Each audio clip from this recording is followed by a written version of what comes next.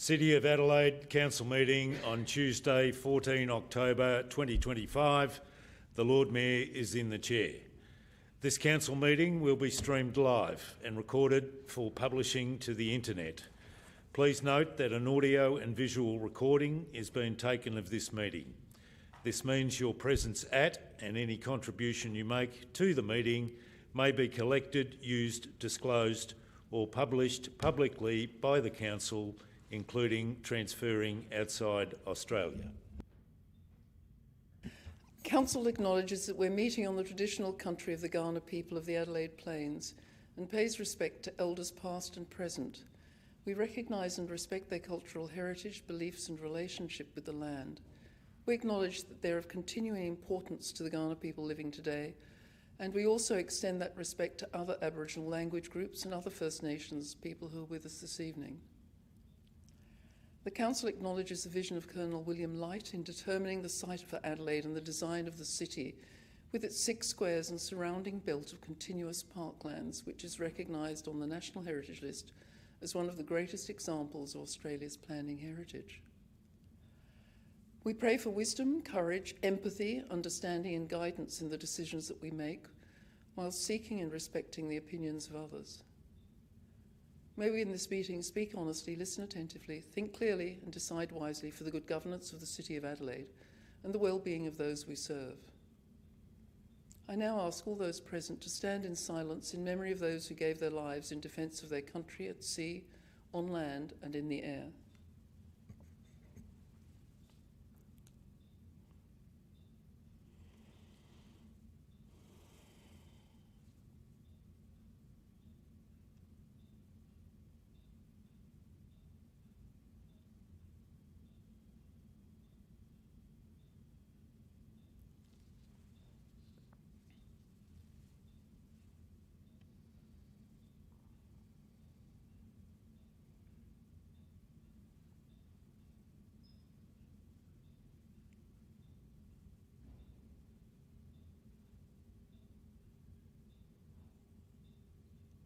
Thank you, members. Please be seated.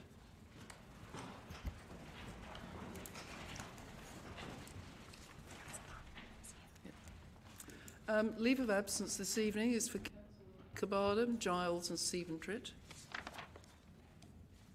Could I ask if someone would confirm the minutes? Councillor Noon moved, seconded by Councillor Abrahimzadeh. All those in favour? Can I do that again, please? All those in favour? Against? That's carried. Thank you, members. Are there any declarations of conflict of interest? If not, we'll move on to deputations. I think we have just one, Miss Reb Rowe, who wishes to speak about Adelaide Bike Kitchen. I wonder if you could come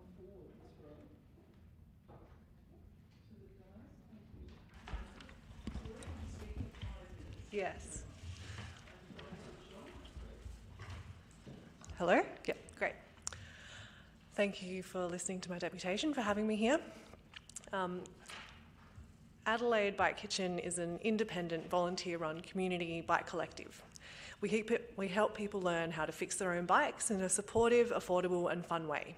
We build social ties and are a destination for diverse demographic, most notably those who rely on their bikes for transport and experience financial hardship. We also help young people, athletes, parents, retirees, visitors and new arrivals to our city, all these people who are looking to get transport while they're here.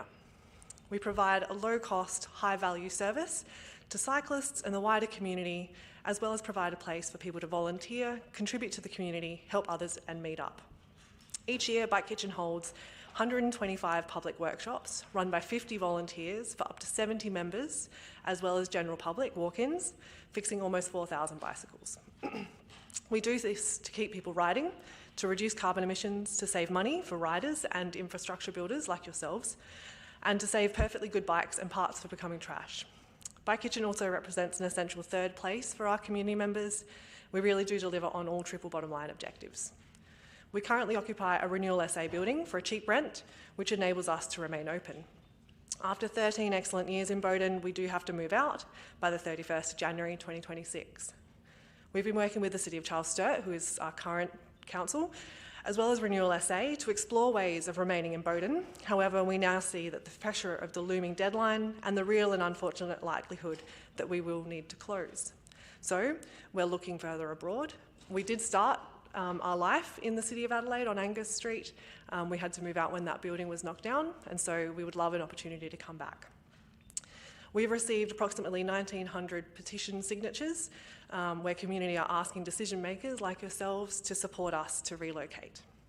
We received a promise of support for Premier Malinauskas to ensure Bike Kitchen finds a new home.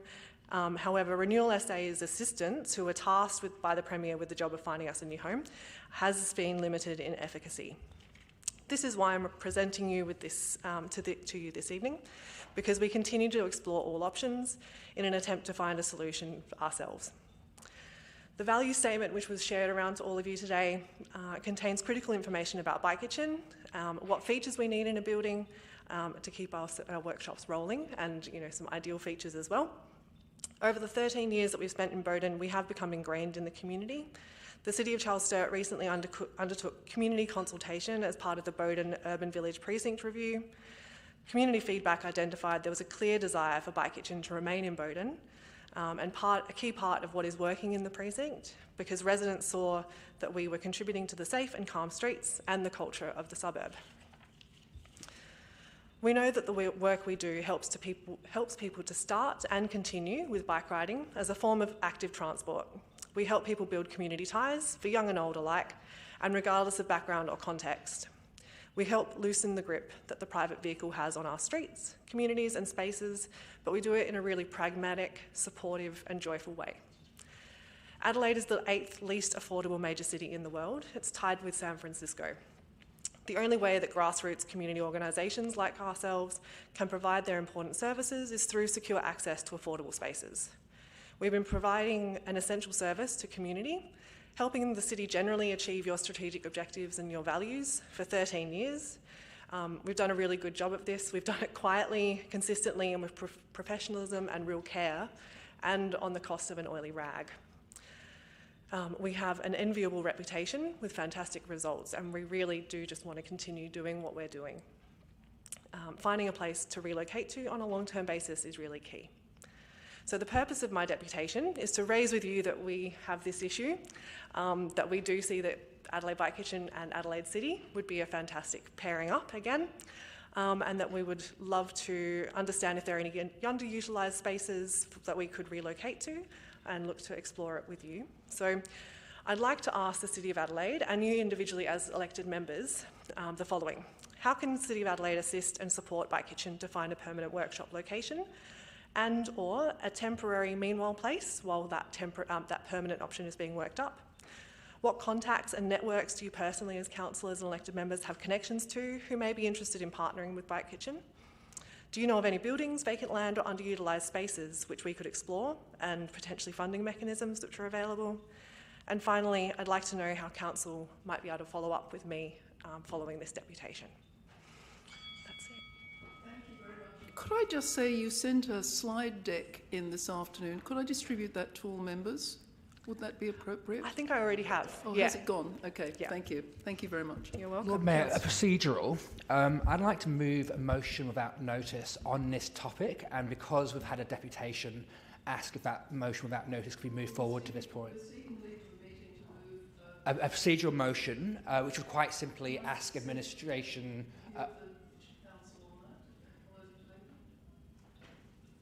Thank you. yeah, happy we'll to... move forward a question. Okay. Yes.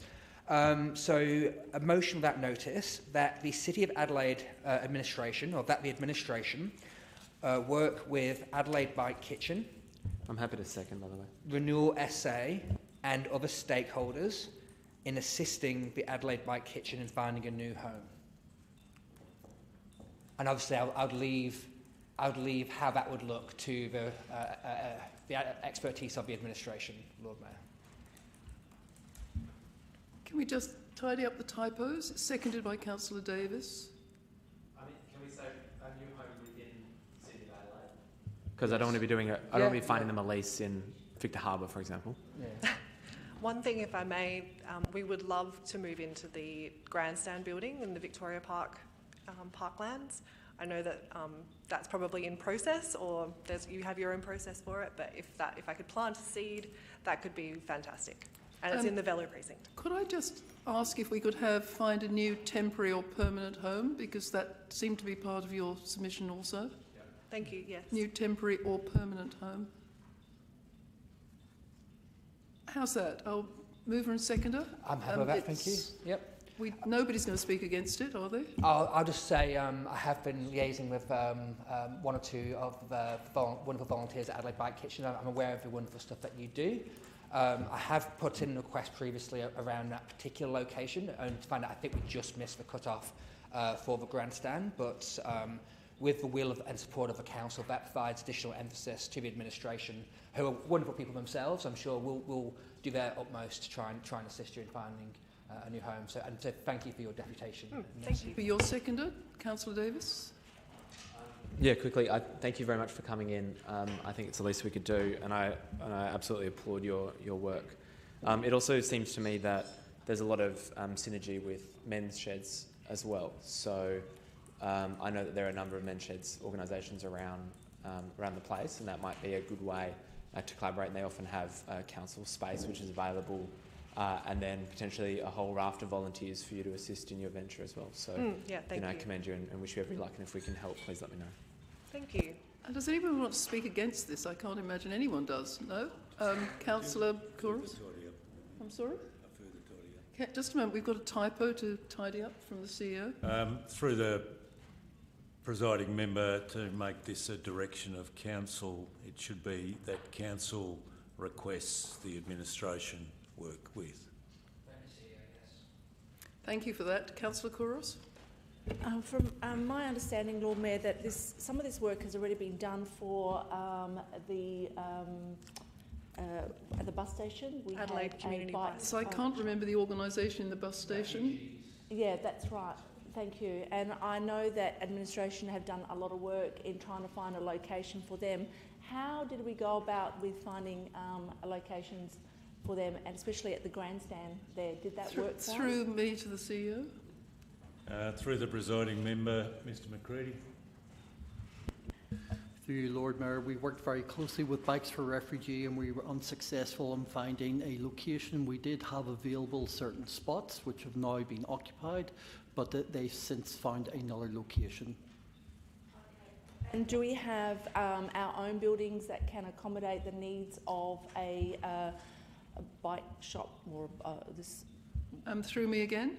Do we have any own buildings? Lord Mayor? Through the presiding member, I think we'd address that in our work on the motion.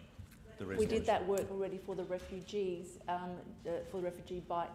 Did we find through that work that we did with them any of our own buildings that can accommodate their needs of our own buildings? I don't think that we're getting any further advice, are we? Through you, Lord Mayor, again to reiterate, we worked very closely with Bikes for Refugees. The properties we had available at that time were unsatisfactory. They've since been occupied, so we'll just respond to the motion on notice. I'm happy to support this motion. I am a little bit hesitant whether we can deliver, but it's always worth a try. I don't want to give the people false hopes that we do have something that can happen, because I know there has been a lot of extensive work that has been done with administration in regards with the refugee bikes, and I really hope we do find something. Renew Adelaide would be probably another option as well to help support and find something with private building owners, but I do hope administration come up with something magic for them. Councillor Noon, thank you. Look, you might have covered this, and I apologise if you have, but how big a space are you looking at? Because we currently have 200 square metres. 200. So it's not giant. And I think it's page 16 that might have, of that document that I shared, has the building requirements that we would need, all of the things that would be ideal and necessary. So yeah, about 200 square metres or a bit more would be great. Okay, I might be in contact with you tomorrow. Oh, fantastic. Thank you. Thank you.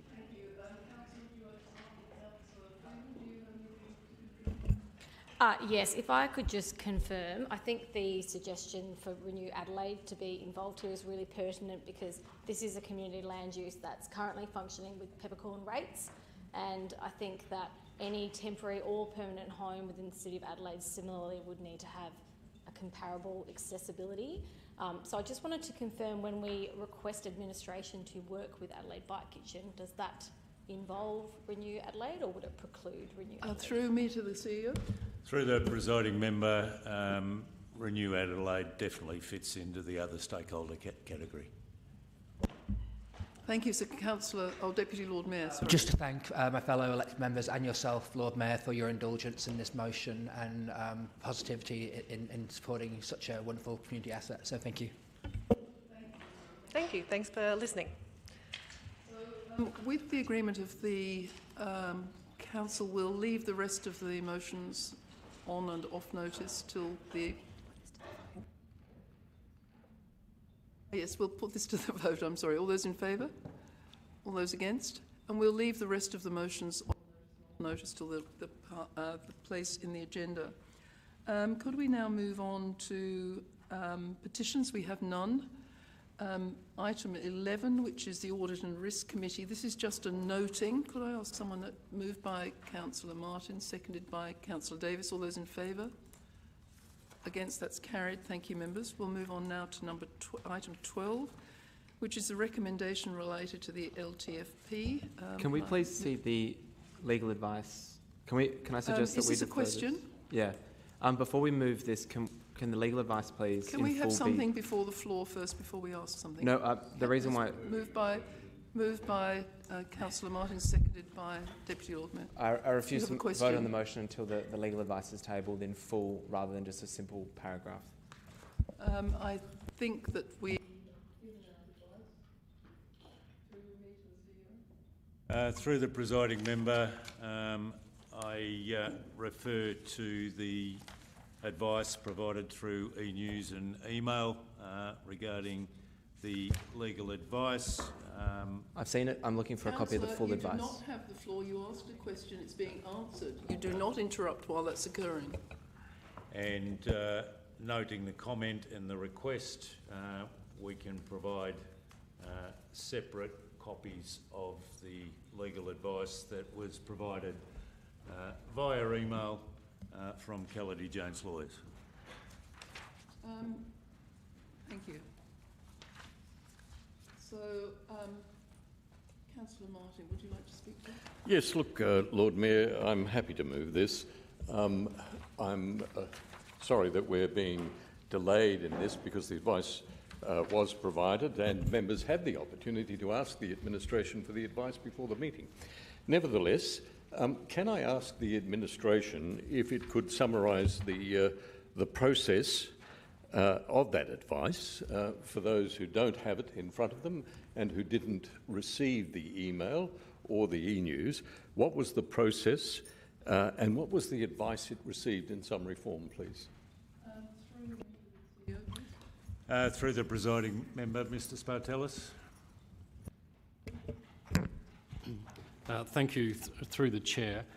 You may recall at the Finance and Governance Committee we proposed consulting on a draft LTFP, ensuring that we would be transparent around how the LTFP interacted with the asset management plans.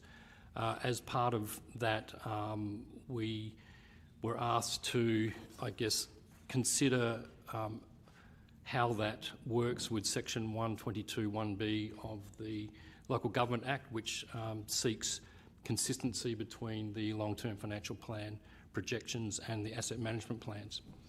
The LTFP that was put in front of council members rightly reflects the latest thinking that we have on our significant renewals, which does differ from the adopted assumptions in the adopted AMPs. We did advise councillors at the meeting that at adoption we would ensure that the long-term financial plan would reflect the amended asset management plans which are being progressed at the moment. We did not believe that that was in breach of Section 122(1)(b) of the Act. To provide comfort, some councillors sought for administration to seek legal advice in regard to that. The legal advice that you have in front of you supports our position that there is no breach of Section 1221B. I have a point simply of order. by consulting on. Can you sit down? What is your point of order? A point of order that's not true. That legal advice does not support. That's not a point of order. In fact, it's opposite of what the administration says. But I just have a point of order. You have to rule on the point of order. Okay. Is this a public document?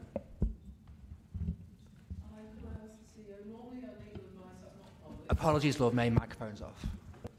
Thank you. So I understand legal advice is not public? It's provided as privileged information and therefore should be considered confidential.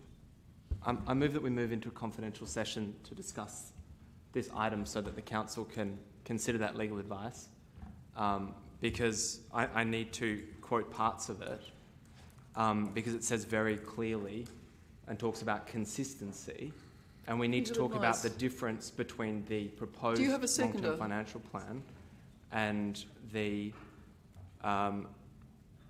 actual amount which is going out for public consultation, and it's not.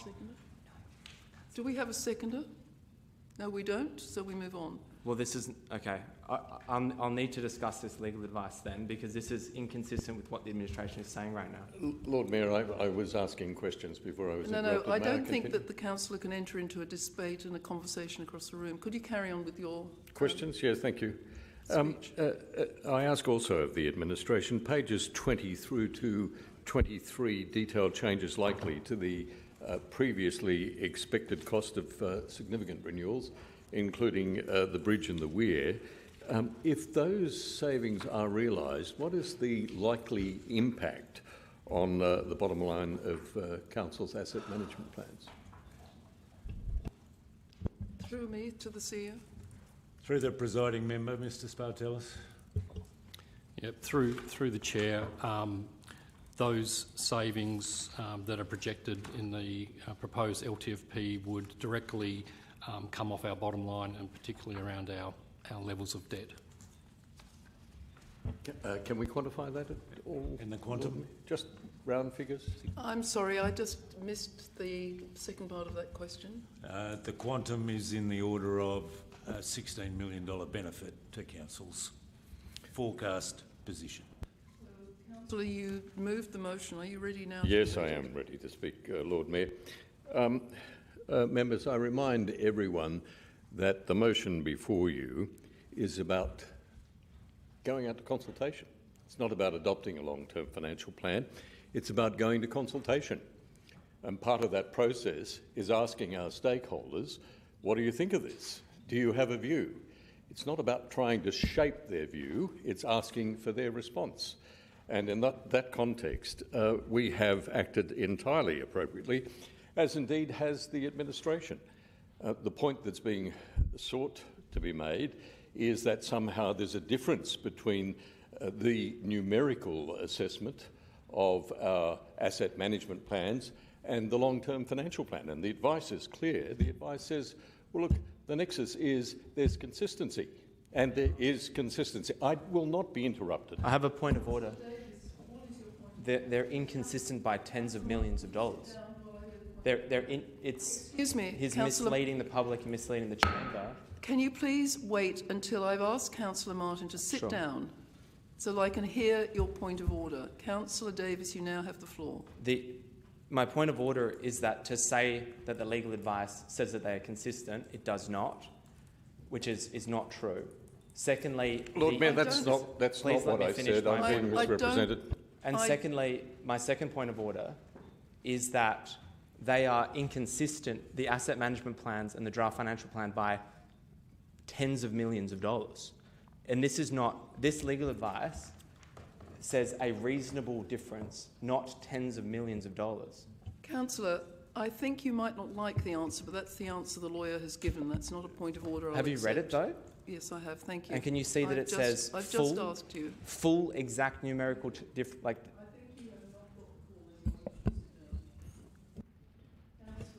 Yeah, thank you, Lord Mayor. Look, I do hope that I can finish this speech here without being interrupted at all. The difference between what's being suggested and what the actual advice is that the goal of the council should be consistency, not numerical alignment. It is impossible for any council, any individual to say that the cost of a concrete path being replaced, a roadway being replaced, a tree being replaced in 10 years' time will be this exact dollar. It's a nonsense. And to perpetrate that unrealistic proposition is misleading to everyone. It's wasting our time. It's just a waste of time. The advice, Lord Mayor, the mumbling goes on over here, and it goes on because constantly we're being caused this expense of advice, legal advice.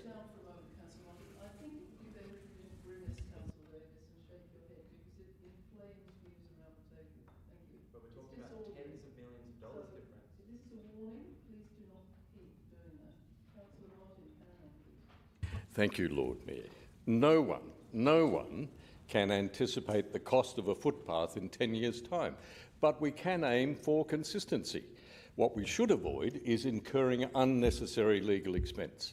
Now, Lord Mayor, there are important things that we need to ask our stakeholders about, and to be prevented from doing so by some spurious argument that there are billions or millions of dollars and black holes everywhere, that is disproven theories, unsubstantiated nonsense, is the wrong way to go. Lord Mayor. I have a point of order. Just a moment. Councillor Martin, would you like to sit down, please? An independent report found that there was $40 million not accounted for our long-term financial plan for the Torrens Weir, Torrens Bridge and the U-Park. The U-Park itself is $45 million difference, and the Torrens Bridge and Torrens Weir is another $40 million. Councillor, you're not offering me a point of order, you're debating. The point of order is that please what Councillor Martin is doing is misleading the chamber. You don't have the call. Sit down. You do not have a point of order. Councillor Martin. And look, Lord Mayor, I ask for an apology. To be accused of misleading the chamber when there are misleading statements being made is just hypocrisy. It's appalling. Lord Mayor, I will not go further. I will not attack the arguments that are being put any further, but I will say that the amendment that was adopted by committee is particularly important. It is to limit the value of works undertaken on community buildings in the parklands to the equivalent value of 1.5% of rates. Now, unfortunately, when we adopted the measure, we did not understand. May I have a moment more? Thank you. We did not understand that it was the administration's belief that 1.5% of rates would be supplemented with whatever money was available through asset management plans, and so there were substantially greater amounts allocated to parklands buildings. Lord Mayor, what we have proposed, what we all originally understood that we were doing, was allocating $25 million to community buildings over the next 10 years. The amendment, which has been now incorporated into the motion at 2, ensures that that occurs. That is, that $25 million over the next 10 years is allocated. Whereas previously, taking into account asset management plans, I have it on authority from the administration, there would have been perhaps an extra $9 to $10 million allocated. That is $35 million, which was not our understanding at the time. And of course, that difference allows for Council to consider other measures, which it might regard as important as well, including, and I say it simply off the top of the head, not as a proposal, simply as an observation, it could be spent on something like, for example, improving safety around schools in the city, consistent with our school safety report, which was tabled in Council and Committee recently. Lord Mayor, this is an important document. We owe it to our stakeholders to take it out to consultation, not to try to stifle it.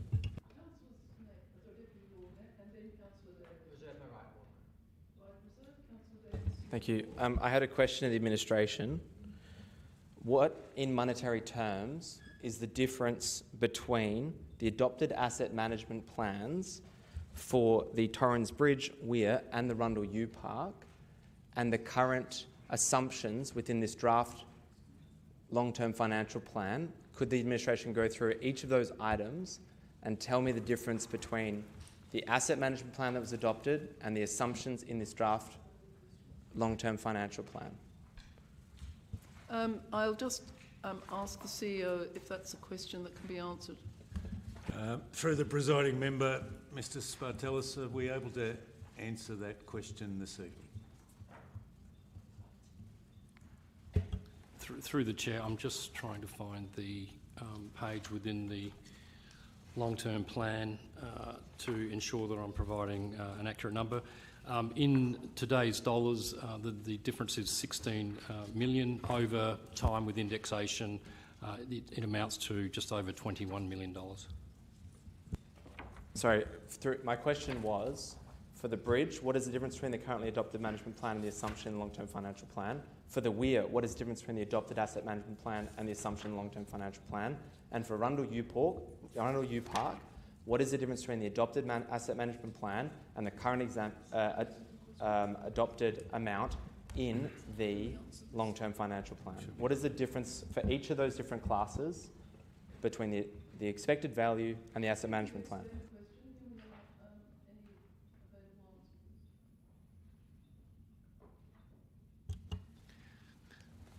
Through the chair, referring to page 10 of the long-term financial plan attachment, it's laid out fairly clearly there, I think. The bridge on an unindexed basis is looking at $17.5 million in terms of a revised cost versus a $45 million net cost for full renewal, excluding any external funding we may get. So my maths there, 45 minus 17 is, what, $28 million. Torrens Weir, the proposed LTFP suggests $23.7 million moving forward versus $40 million outlay less $27 million in external grant funding for around $13 million, so an increase there of $10 million. And with the Rundle U Park, the assumption is the same. Sorry, what is the assumption for Rundle U Park? It's the same. Beyond one question, it's interrogating the whole draft.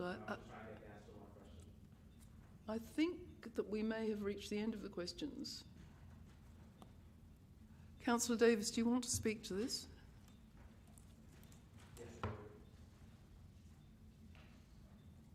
You have the call if you'd like to speak. The clock's ticking. I'm trying to actually track down the difference to the third question, which was, what is the adopted asset management plan for the Rundle U Park? We're not engaging in a conversation. You're either speaking or not. Thank you. I got 27... I got 28 million... Well, can I ask a question? We are not going to engage in a conversation. You either speak or you do not. Can I ask a question? The difference for the bridge was $28 million. That's what I got. It was $10 million for the Weir. What was the difference for the Rundle U Park? I think we've had that already, haven't we? Through the chair, comparing the current adopted long-term financial plan and the proposed, the difference is zero. No, the asset management plan. My question was, what is the difference between the asset management plan and the Rundle U Park as an assumption in this long-term financial plan? I regret to tell you, Councillor, you have asked a question, you have had an answer. You is might it not 45 like million? it, but I don't think we can delve any further. Is it 45 million? Through the presiding member, the provision for Rundle U Park in the asset management plan is 60 million. What is in the long-term financial plan, both the current and the proposed, is 15 million. That's a difference of 45 million, noting that the council through committee has already been provided advice that there will be amendments to the asset management plans to ensure full consistency with the proposed long-term financial plan following the consultation period. So the matter of numerical integrity has already been addressed by a commitment to present Council with revisions to the appropriate asset management plans before the long-term financial plan is endorsed by Council. Councillor Davis, you have the floor. Yes, thank you. My calculation is that this draft long-term financial plan is out by $83 million. That is the difference between the asset management plans and what is currently proposed in this draft long-term financial plan. Some $83 million. Now, Councillor Martin did talk about consistency, and that word is used a lot in this legal advice. Now, is $83 million a couple of pennies on a tree being more expensive in the future? That we can't exactly estimate what that would be. $83 million is not a slight typographical error. The reality is, for the last 3 years, this council has been inconsistent with its adopted asset management plans. Now, this council could have accepted and done the work to change those asset management plans. And you know what? I'm actually quite pleased to see that work come forward from agitation from me and advocacy from me. There are some good things and a good step in the right direction with this long-term financial plan. First of all, we don't have a massive, it proposed, if we accept those asset management plans, that our finances wouldn't exceed our prudential borrowing limit in the next couple of years. And that was a huge issue. We can also see that the debt on this council is now starting to go down rather than stick to its prudential borrowing limit, maxing out our credit card for the next 10 years. That is a good step. Million this council is just making assumptions that it hasn't delivered on yet and going out to community consultation on a draft management plan which is $83 million out from where it needs to be. This is not something which is just mere puffery or a mere incidental percentage change. This is a massive divergence.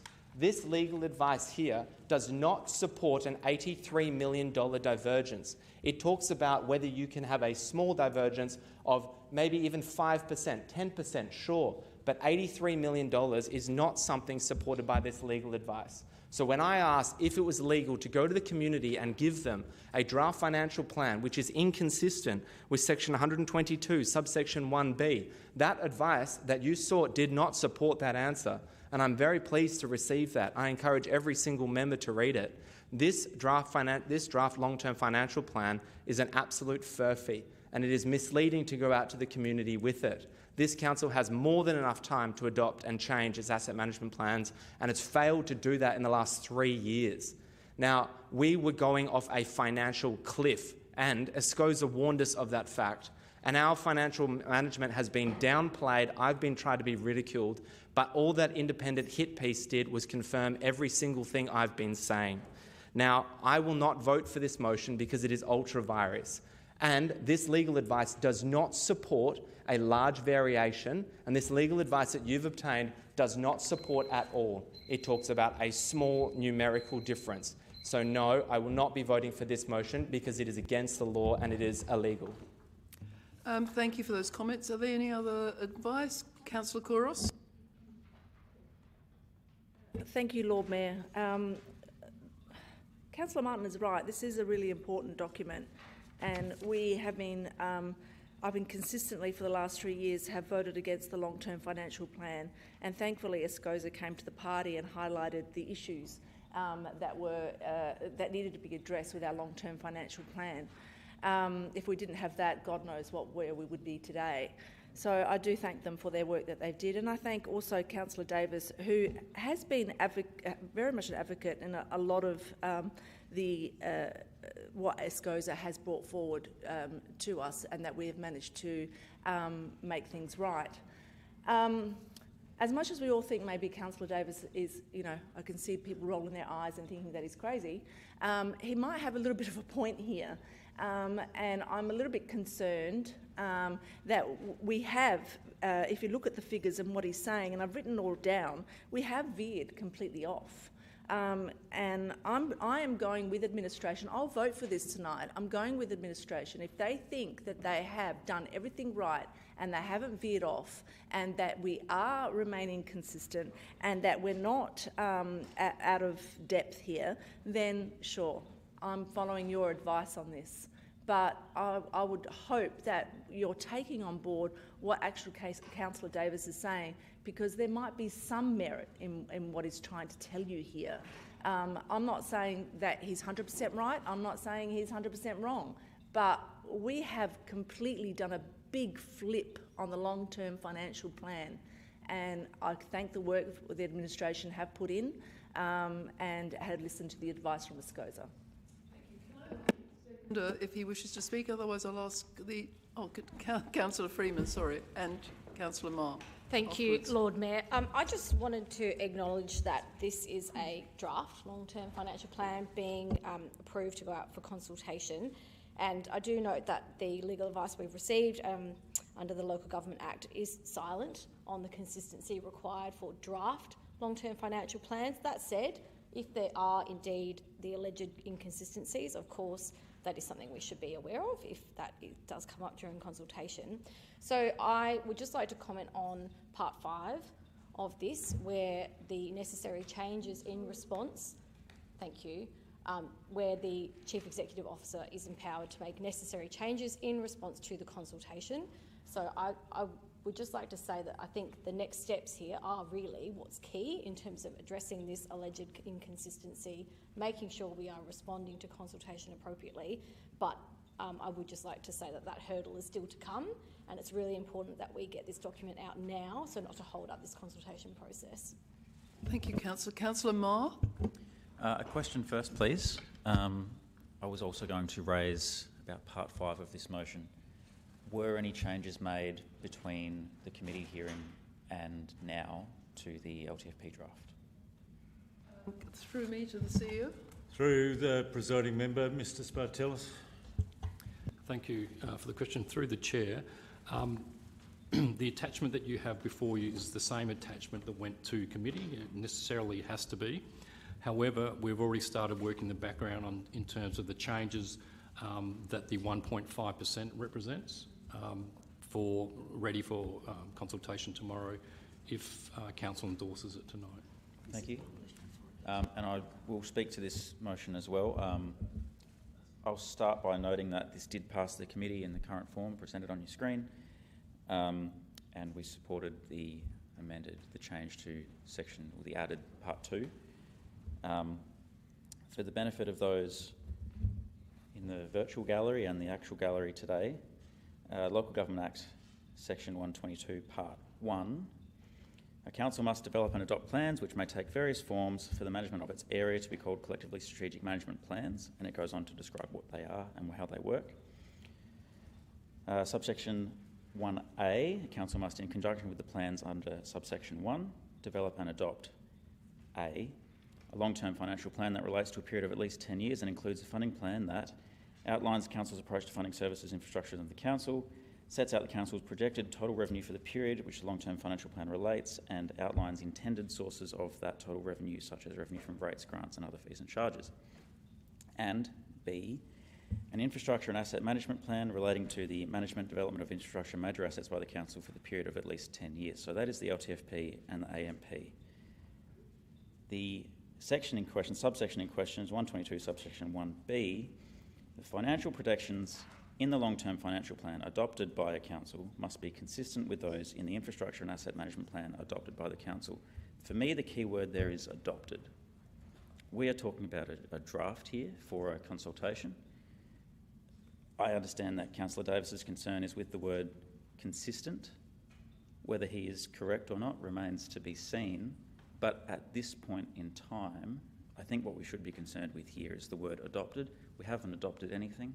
This motion does not adopt anything. It simply puts it out for public consultation so that we can review it and later adopt perhaps a more appropriate plan. I'll be supporting this motion. Thank you. Thank you. Deputy Lord Mayor, last chance.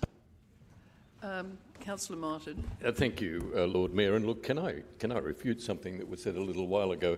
It was suggested that some people might think Councillor Davis is crazy. He is not crazy, Lord Mayor. Let me assert that. He is just wrong all the time, consistently. We actually paid for a consultant to review his claims that there was a black hole. It's probably better if we don't reflect on his mental state or his Oh, I'm not reflecting on his mental state. $83 million. Point of order, Lord Mayor. Okay, just a moment, Councillor Martin, could you sit down and I'll ask the point of order. Procedurally, we're meant to talk to the motion and not reflect on other characters. Councillor, I was making, just allow me to do it. Councillor Martin, I'm asking you to refrain from reflecting. No more mentions of crazy, Lord Mayor, because Please I don't agree do with not mention. No. But Lord Mayor, look, I can't help feeling that our time is being wasted. Anyone who read the papers would see the answers. I've heard questions about the Rundle U Park. Page 22. It's always important to read your papers, Lord Mayor. Page 22. Whilst the future of the Rundle U Park is still to be determined, Council resolved in 2025 to reinstate the renewal of the U Park and associated income and expenditure into the long-term financial plan. Councillor, I think we've all been admonished for being poor students, and we know it's all in the report. Well, it's all in the papers. 15 million has been allocated. That's what's in the papers, Lord Mayor. And this nonsense about maxing out on the credit card, I honestly don't know where that comes from. If you study the papers again, or ask to speak with the administration, I did that this morning, Lord Mayor. Councillor Davis, please do not mumble. Councillor Martin, just please carry on speaking. Thank you, Lord Mayor. If you go and have a look at the papers, you'll again see from the long-term financial plan, at no point, it's on page 31, at no point does the council touch its limit, its prudential limit. We just don't go there. So maxing out on the credit card is just a nonsense. Lord Mayor, there have been changes. Changes have occurred because our administration has diligently reviewed the costs of some of the major capital projects. Those costs have come down massively. Our long-term financial plan looks healthier. No, Lord Mayor, I am just so tired of being constantly interrupted in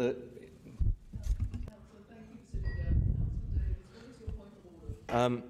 My point of order is that on June 2033, the council's debt and the prudential borrowing limit are maxed out. Well, what he's saying is untrue. And I suspect he hasn't actually read the papers and is just trying to drive a political line. Well, I am trying to drive a political line, Lord Mayor. I confess that. And the political line is that the council's financial position is better than it has ever been.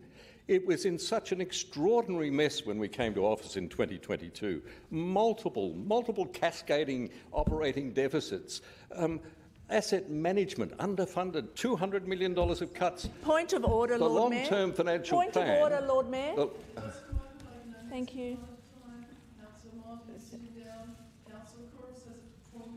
I believe that the motion before us is whether we take out the plan to consultation. Can the Speaker please speak to the motion? Thank you, Councillor. I agree your point of order is valid. Let's just not No, I think you're right, Lord Mayor. Look, and drag out the entrails of another century. Yes, I agree. Let's not go back to 2018, 22 and the Team Adelaide years. Lord Mayor, let me just say in conclusion that it's always an excellent idea to take good news out to the community and our stakeholders. Let them see how well things are going. Let them see how wrong it is to assert that there's any kind of financial difficulty. And in fact, let them have all of the information that we have here to read, unlike others. That to the vote. All those in favour? All those against? Against, please, Councillor Davis. Are you going to vote against? You have to put your hand up. It's in the Local Government Act. I refuse to vote based on the motion is ultra-virus. Can I just have a personal explanation as to why you're refusing to vote? Yes, so I made it very clear that there is an $83 million difference in this long-term financial plan. We've received legal advice regarding the operation of Section 122(1)(b). That advice says that it must be consistent, largely. You're asking me for a personal explanation why I'm not voting, and so I believe that this motion is a breach of that section. Could you sit down, please? You're asking me for a personal explanation? But you've not given me a personal explanation. It's a breach of the Local Government Act if you don't vote. Send me to the Ombudsman, but this is ultra-virus. Well, it's not a conversation. Thank you. We'll move on to the next one.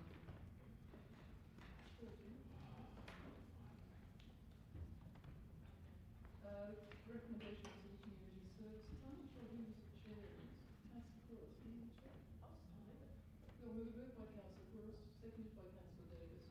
Any debate for or against? If not, all those in favour? All those against? That's carried. Thank you, members. Item 14, Park Safe, moved by Councillor Moon, seconded by Councillor Couros. Any debate on that? No? If not, all those in favour? All those against? That's carried. Thank you, members. The next item is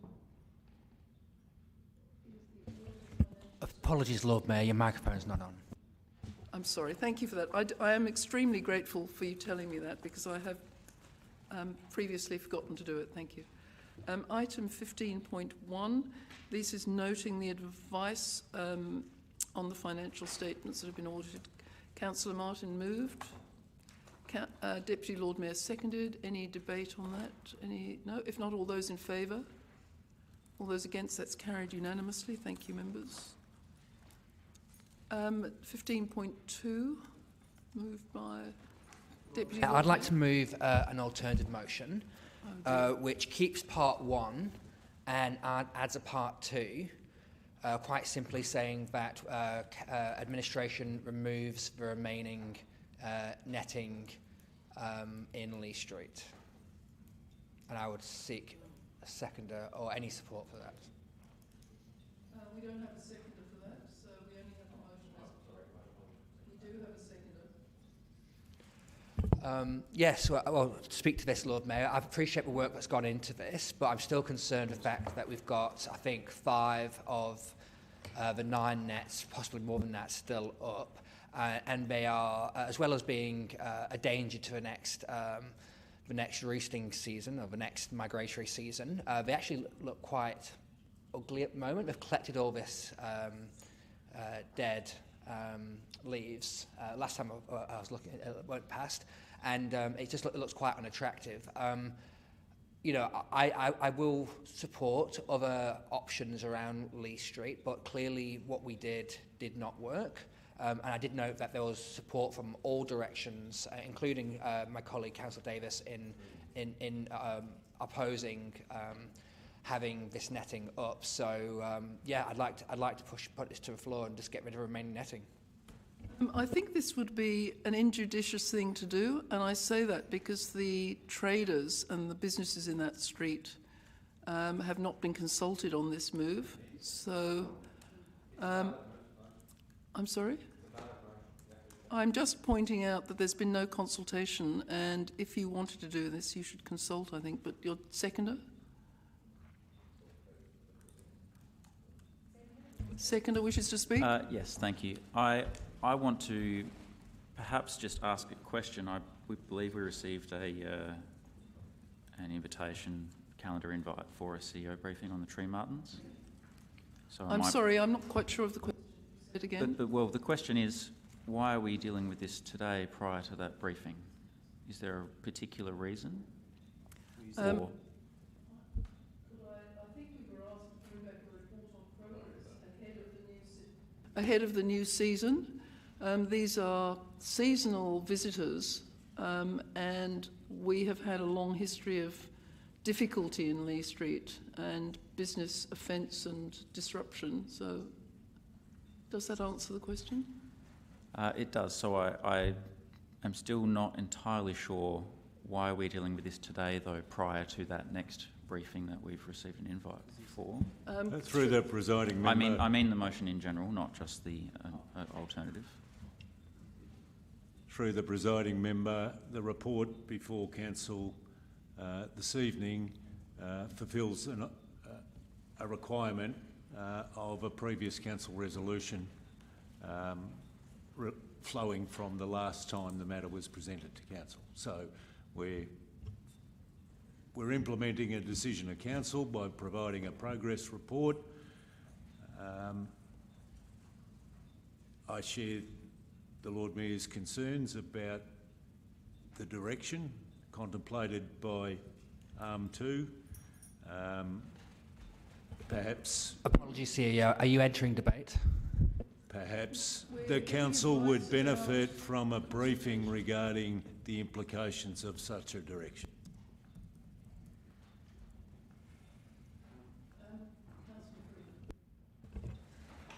Thank you, Lord Mayor. If I could ask a question about in the report. So I note that the removal of the netting in accordance with point 15 was, point 16, the netting was removed following a period of implementation based on advice. Can I confirm who that advice was received from? This was Green Adelaide's advice, and it was based on hygiene and lobbying by the traders. Can I ask for clarification? Through the presiding member,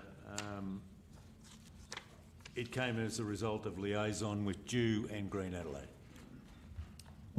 Okay. I suppose my other observation in the report is that it is seasonal roosting between December and April, and whilst we remove the netting in April and make the statement that the tree martins haven't returned, obviously we haven't gone back to the roosting season where they would return. So whilst I share the hesitation to direct administration to do this, because I think there was good reason to have the tree netting in the first place, it is a little bit unclear to me about the advice that Green Adelaide provided, and I guess what is the risk moving forward should the netting remain or be removed. The staff to explain the advice?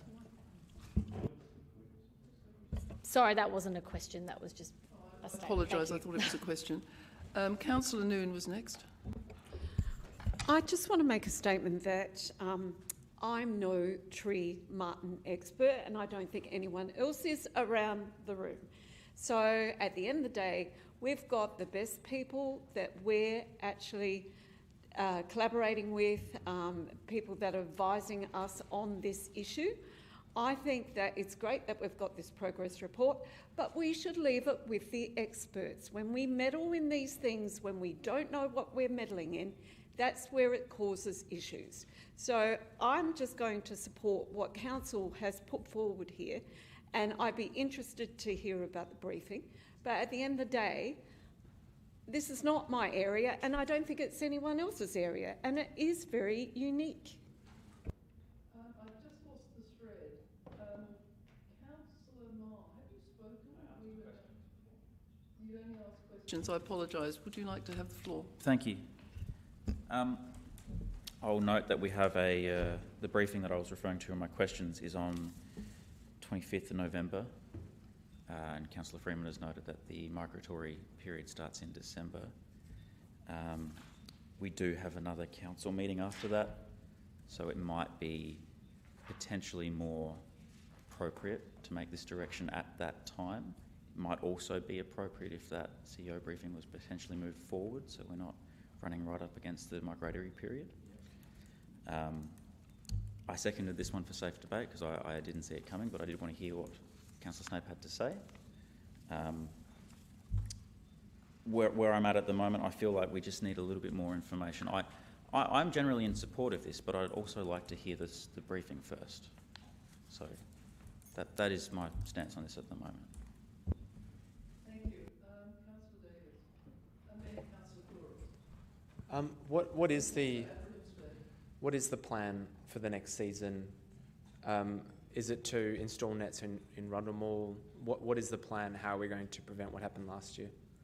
Councillors, I understand this is an interim report and there's going to be a flush of leaves out of the netting, but I know nothing more. But have you got any other advice? Through the presiding member, there's no netting in Rundle Mall. No. I understand that. What is the intended plan to stop the tree martins snapping their neck on the apple window? That will be covered off. This is a progress report. I stress that. It's not a complete report. We've committed to a future briefing where we will bring back further information regarding the plan for the spring-summer season. Thank you. Can I speak to it? Yeah, I'm extremely concerned. We cannot have a repeat of what happened last year. When we trusted the experts, I suppose, it led to thousands of tree martins flying into an apple window and then many of them snapping their necks in front of our patrons, Adelaide residents, and the wider population. I think that has a serious negative impact, not absolutely on the tree martins, but everyone in Adelaide. It was extremely distressing, I think, for everybody, including volunteers, the traders, visitors to Rundle Mall, and of course to the birds who were obviously distressed. I think I won't vote for this motion yet. I would like to see what the plan is. We cannot have the tree martins in Rundle Mall either. And we cannot have them in Lee Street. Perhaps we can offer them other alternative accommodation. I'm not sure how to communicate that with the tree martins themselves, but this council needs to take responsibility for it. And we are, at the end of the day, responsible for receiving that advice and making the decision. This council made the decision to put the nets on Lee Street, and that result was many, many dead tree martins and a significant distress to our population. So I, for one, think we should take responsibility for that and ensure it doesn't happen again next year. It's an incredibly embarrassing time for the city as well. So I think we need to expedite this. We need to take responsibility as a council. It is our problem. It is our duty. And I ask the administration to accelerate that plan and brief all councillors, and so that we can come to a decision, not just trust the experts. Councillor Kouros, and then Councillor Abrahimzadeh. Lord Mayor, this is a really important subject, and we do live in a capital city, and we live in a capital city that has a lot of urban elements that we have to deal with. We've got bats, we've got birds, we've got a whole heap of a variety of species in the city, rats. So I think at the end of the day, Councillor Noon is absolutely right. We are not the experts in this room, and we need to rely on the administration, who do speak to the experts, to give us the advice on what we need to do in regards to nature and urban living. So let's not be hasty, let's not jump the gun, let's not think that we know better, let's not think that we know everything, because we don't, and let's just accept this report. And thank you very much, administration, for providing and keeping us updated, and I look forward to the briefing to be able to know how we're going to move forward. Thank you, Councillor. Councillor Abrahimzadeh. Lord Mayor, can I start by asking a question? Prior to the council decision that is mentioned in the report, the decision of Council 22nd of April 2025, prior to this decision, was there another council decision in relation to this item, netting of trees or tree martins? Through the presiding member, we'd need to take that question on notice. Okay, thank you.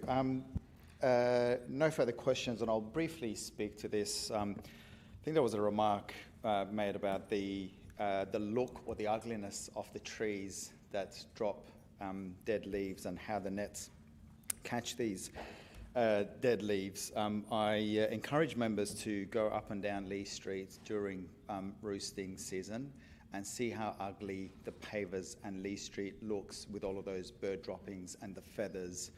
And you know what, if you want to take it one step further, Lord Mayor, I encourage members to engage with the traders to see how ugly their P&L statements look during roosting season. You think we've got problems with dead leaves being caught in those nets? I suggest you go up and down Lee Street, have a look at the street and talk to the traders. Yeah, Lord Mayor, can I ask, can we take this motion in parts? I think that's appropriate. Can I ask if there's any summing up from Deputy Lord No, Mayor? we oppose taking it to parts. because we have an alternative motion to bring forward the workshop. We don't want to wait until November. I'm not sure that if you're going to have an alternate motion, you could have a part 3 perhaps? Yes. I'd An like amendment? to move an amendment for a part 3, please. But I think you've already spoken. Yeah, so we don't want to take this in parts, right. and we'd like to re-put the motion. I'm sorry? We'd like to re-put the motion. Because we agree with point 1, but the briefing in November is far too late. I know. Oh, sorry?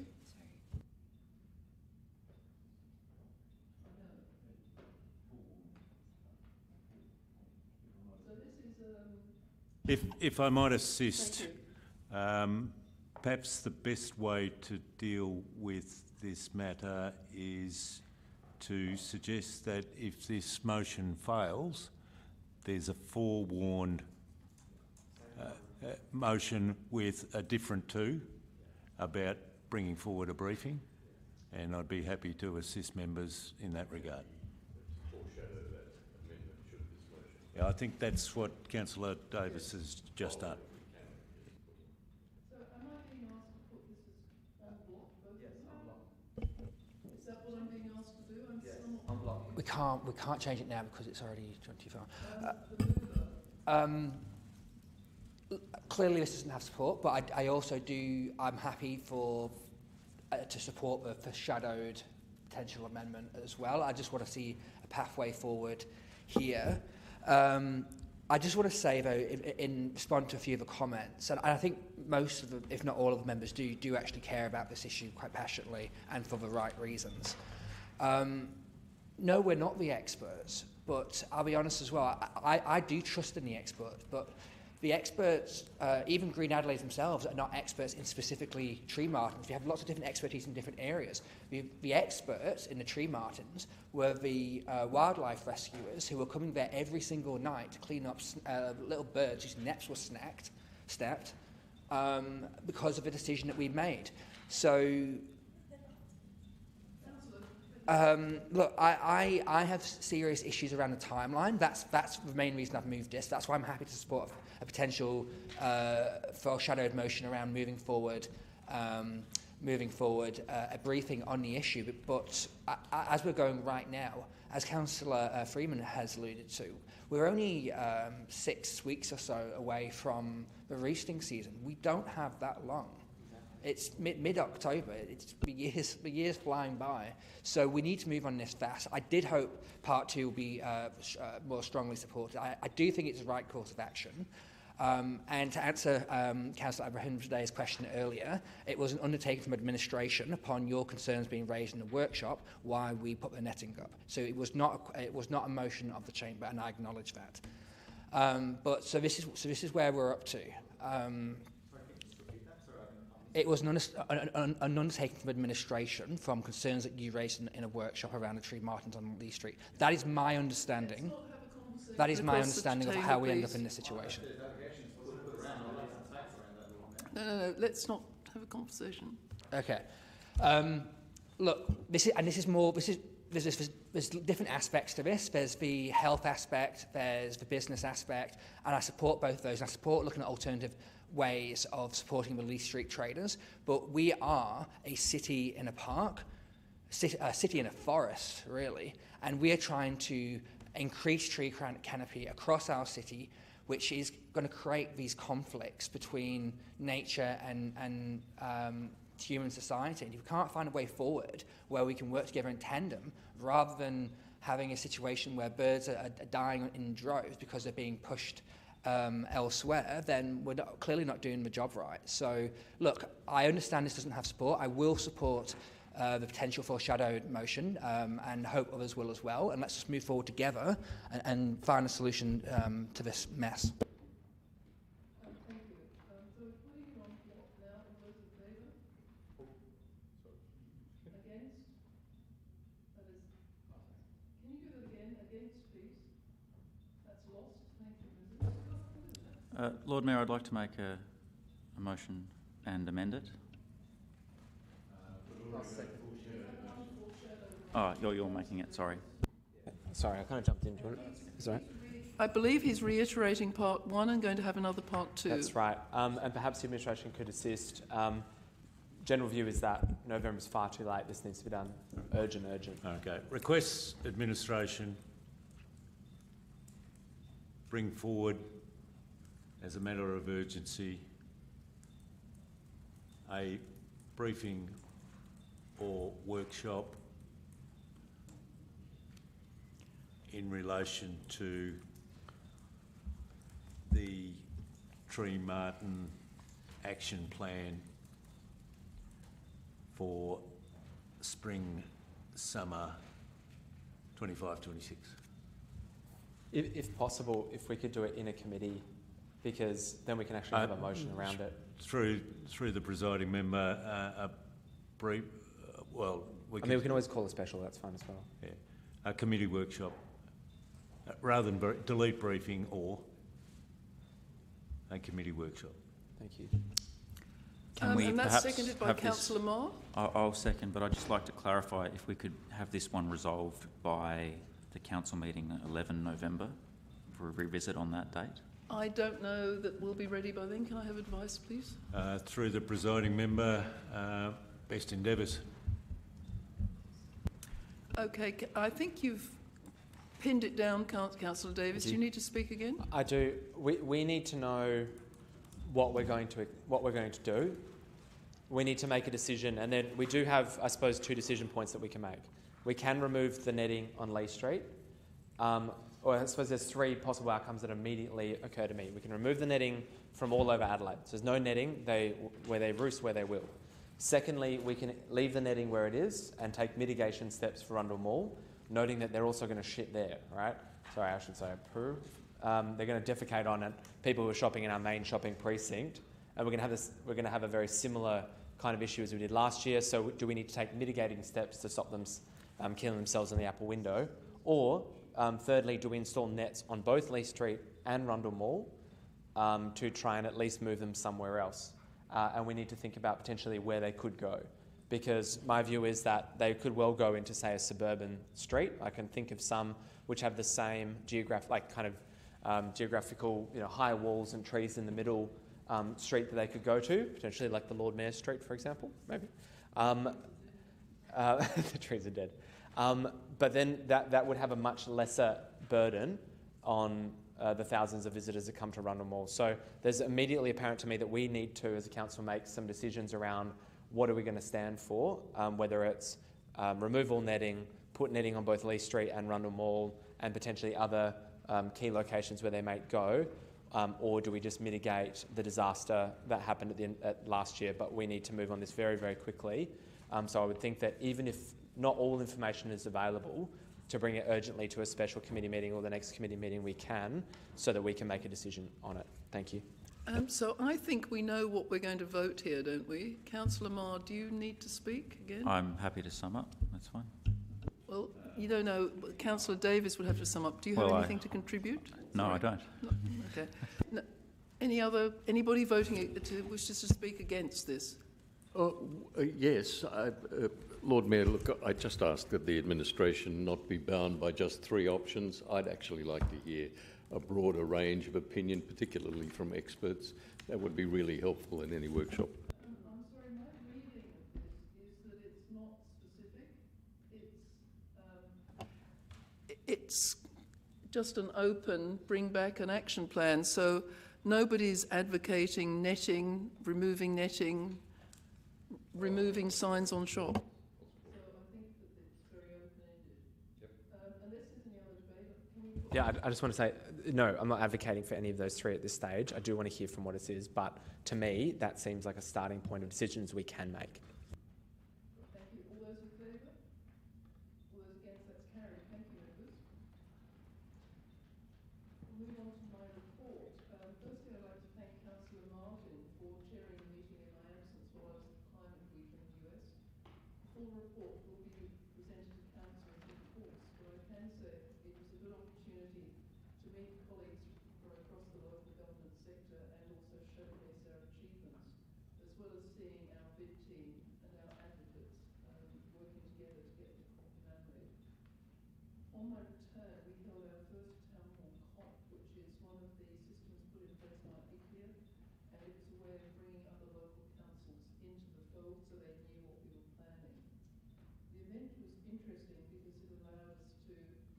saying to other councils across the metropolitan and across the state, across the South Australia, what the impact of COP will be should we win it.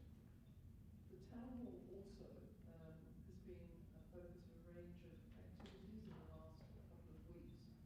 We've had two civic events, one for the Eros Club, where I'm embarrassed to say all the members call themselves erotics, and another event for the Lions Club of Adelaide. The Lions Club was established only in 1961, but the Eros Club was established by South Australians 90 years ago in London when expats decided that they should have a meet-up, apparently for meat pies and sausage rolls and things of that sort, in Piccadilly Circus. The Lions event, which was a service club, as I said, started in 1961 in Adelaide, was the 201C1 convention, which brought visitors from across the country and across the world. I also attended an event at Government House for guide dogs for SANT, for World Sight Day, and it was a treat because I was actually allowed to touch the dogs, which one is not usually allowed to do. They were off duty, I might add. One of the things I found interesting was that the City of Marion, as well as Norwood and Payneham and St Peters, have trained employees to assist people who are vision impaired to navigate their facilities and the streets, and they won an award for this rather practical, community-focused, inclusive practice. Across the city, and I know many of you have attended Adelaide Fashion Week, to look at the style and flair of the new designs, but there's also been an extraordinary focus on recycled clothes, upcycling and second-hand materials.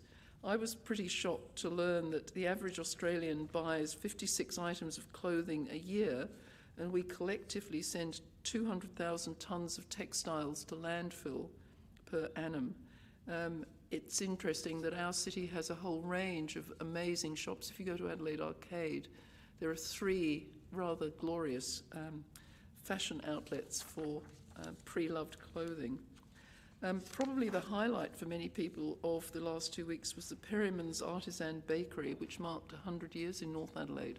They had a street closure, and I have to say it was a marvellous celebration, and the owners were particularly grateful for our staff, the city experience team, who helped them lay on the street closure and the events. It was a great event. And can I recommend that you should go to North Adelaide, buy one of their pies or their pasties, or even one of their extraordinary hot cross buns without the hot cross on them.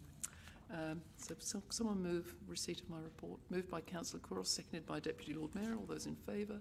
Those against? That's carried. Thank you, members. So can we move on now to Councillors' reports? Councillor Noon. I just want to congratulate AIDA and also the council for not, it wasn't just about the amazing fashions that were showcased. I think it was Rundle Mall itself that was showcased over the fashion week, especially the weekend. I spent almost all of my weekend, and I contributed vastly to the economy of Rundle Mall over the weekend. But it was the initiatives and the innovative ideas that they had running the whole time. So it was just wonderful, and there were crowds everywhere. I also want to say that I actually rep for the Lord Mayor for the Australian String Quartet, the big gig, and talk about it was a most amazing day, but it really showcased our town hall. It was incredible. There was all sorts of activities going in all sorts of areas and all sorts of corners of this amazing building. And I've got my own annual conference coming up in the town hall over the weekend, so I'm really looking forward to that. But it was amazing. It was testament again to the talent that we actually have in our own backyard. And these are people that actually play on the world stage, but they're based in Adelaide. It was a big gig. It was the 40th anniversary, and it was an amazing, amazing day. And we should be very proud of this amazing building. Thank you, Councillor. I'll go around the room. Councillor Davis. A future report on, and it's, I suppose, a joint private report as well. We'll be doing the sod turning for the Keystone Tower this coming Thursday. So the Premier will be in attendance, and it will be Adelaide's first skyscraper when it's completed at 183 metres tall. So we'll also have a Western Marriott upper upscale hotel. So it's very exciting news for the City of Adelaide, something I've obviously been spearheading for the last 4 years, and I'm glad to see such a significant progress, but I thought you should all be aware. Thank you, Councillor. We usually do it post the event, not pre, but thank you very much. Anybody else? Deputy Lord Mayor? Thank you, Lord Mayor. And if you'll indulge me, I'll use my work phone. It's got notes on it, just for this particular section. Since becoming Deputy Lord Mayor, I've had I have a point of order. The standing order say that a member can't use their phone whilst in the chamber, so no, you can't. I think that it's technically not allowed, but if he's reading from it, it's... No, it's a breach of it. It's a breach of the Code of Conduct. A councillor must not use their phone at any time, despite the fact that we all do it, and I see you regularly. It's still a breach of the orders. Can I ask advice? Do we have any advice? Advice is coming.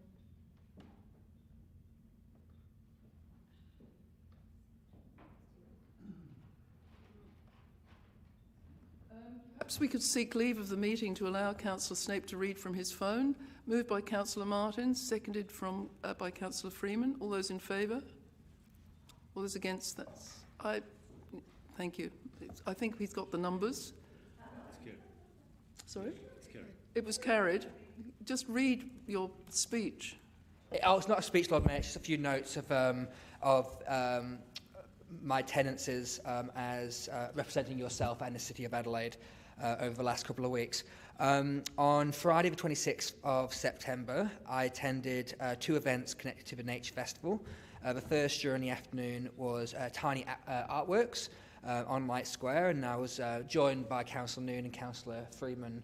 I think it was just us three, yes, and there was a wonderful crowd of artists, guests and visitors attending that, and that was a wonderful collaboration between TAFE SA, Nature Festival and the City of Adelaide, and I think most of us had seen that work go up over the preceding weeks and month, and it was really good to see that being celebrated.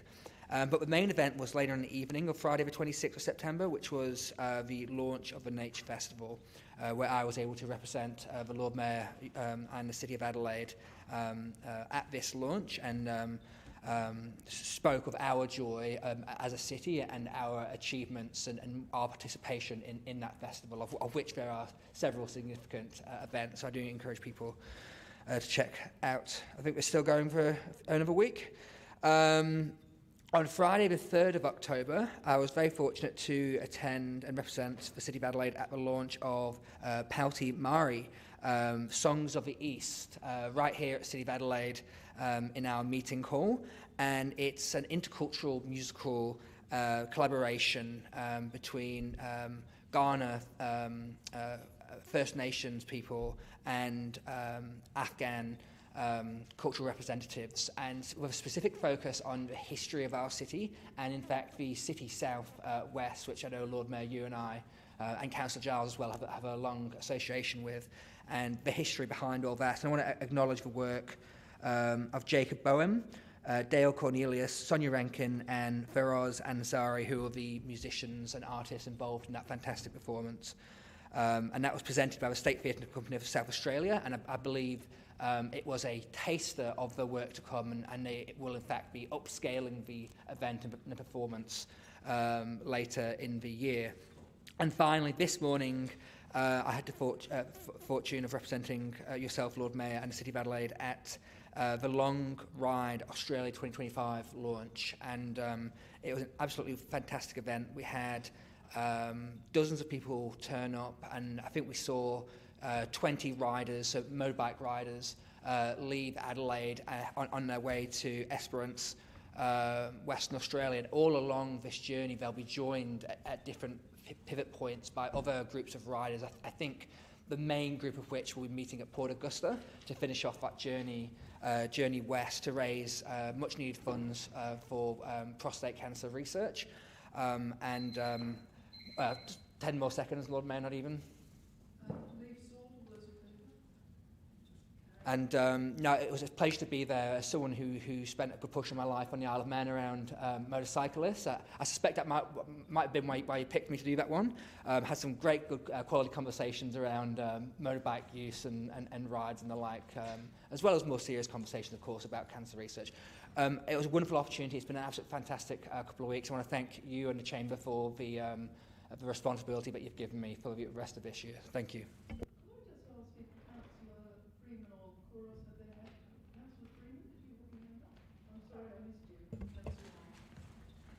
Thank you, Lord Mayor. So I'm very pleased to be giving my first council report, and I definitely have been busy. Since we last met in the chamber, I've attended no less than 13 events, none of which were related to my 7 appointed positions. At risk of sounding really greedy, I am trying to make up for lost time, make the most of this term, and I'm really grateful for the opportunity to attend so many things in the city. That said, there are 2 events I would like to talk to specifically. One being the Walk for Respect that was held on the weekend, organised by Rotary SA, which was their 3rd annual event. And the walk was a peaceful demonstration about saying no to domestic violence and yes to respectful relationships.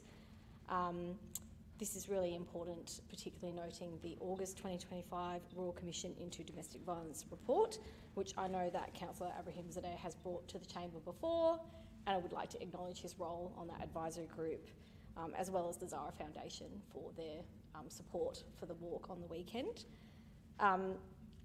It is a growing issue in this state. What was really concerning that we talked about on Saturday is that whilst there are quite concerning statistics in Australia-wide, in South Australia, in some cases, they're actually worse. So among the, I think it's 136 recommendations in that report, we did talk a lot about what we can individually do to address this crisis, which is the conversations we have at home, in the workplace, in our communities generally, really can make a difference, and just calling out something when we see it.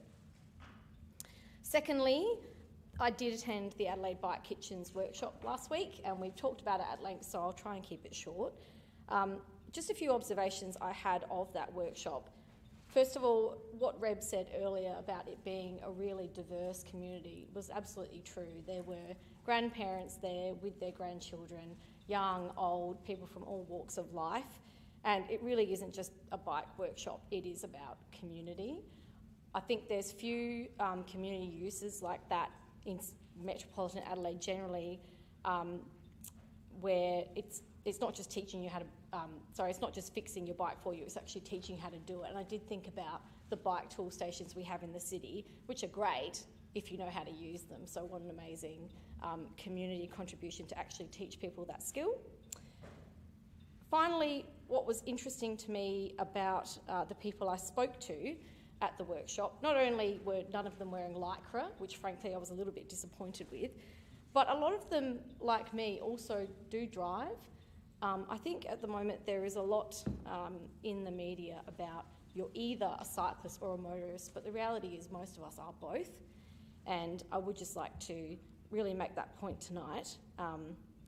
And I've lost my train of thought. And lastly, I think it would be amazing to have something like Adelaide Bike Kitchen in the city where they began, particularly in the parklands, where community land use and nighttime activation is really important. I think they've got all the right ingredients for that. So thank you. Thank you. Councillor Moore? Thank you. Just a short one. I'm told it's rare that we have such a long break between council meetings with the extra Tuesday.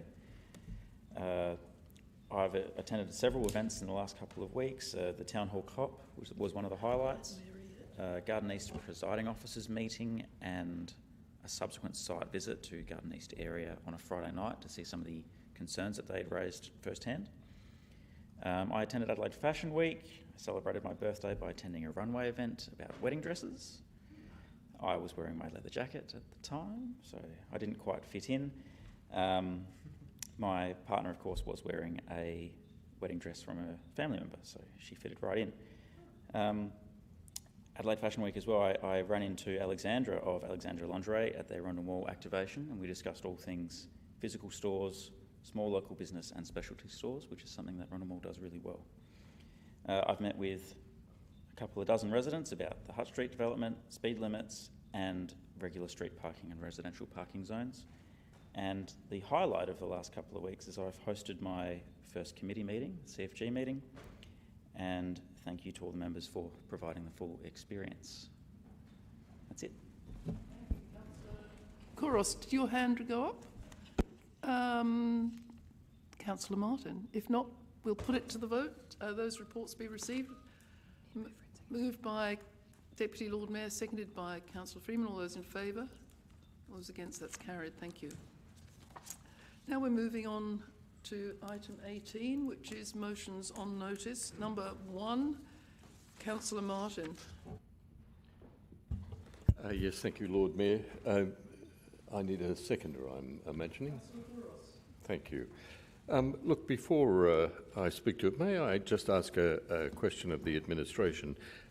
I have read the administration's discussion in which Salesforce is proposed as a vehicle to deliver the information that the motion spoke to. I'm just wondering, though, will Salesforce, could the administration advise, deliver that public interface so that customers, ratepayers will be able to see their complaint and the complaints of others in the manner, for example, of the Adelaide Hills Council, where there's a detail including timeline and so on? Through me to the CEO and on. Through the presiding member, Mr Spartellis. Thank you. Through the chair. Our understanding is that that application that you referred to with the Adelaide Hills does in fact use the Salesforce platform as its underlying platform, and then there's a third-party app type thing that sits over the top of that, which we are confident that given that we are rolling out the Salesforce platform, that we can get also the appropriate interface to show graphically those complaints and where they may sit across the city. Well, Lord Mayor, if that's an assurance from the administration, I'm quite happy to simply not proceed with this. That seems to satisfy. Not proceed. That seems to satisfy exactly what I was asking for. So, okay, that's if, that's satisfactory. Your seconder will withdraw. Well, I'm happy to withdraw it.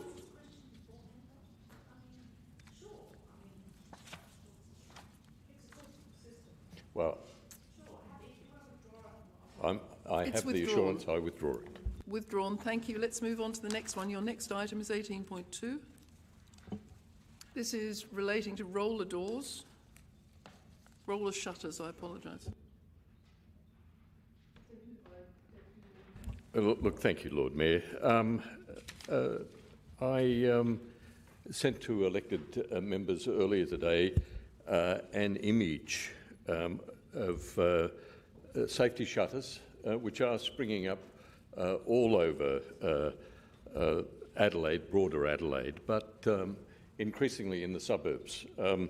These are often black shutters, sometimes covered in graffiti after a period of time, and I think they reduce the attraction of our public realm. But more particularly, I am concerned about the possibility of that practice affecting some of our main streets, including places like Rundle Mall. I can't imagine what main streets would look like if they all had those black shutters of the variety I referred to, which is a legal, approved security device in suburban Adelaide. And the same can happen here. In fact, Lord Mayor, you may be aware that there are shutters appearing in Pirie Street, the East End. We have them in Melbourne Street as well. Not black, but still closing the face of the business to the street, inhibiting the capacity of people to window shop of an evening. Additionally, closing off the street to light so that those areas are sometimes much darker.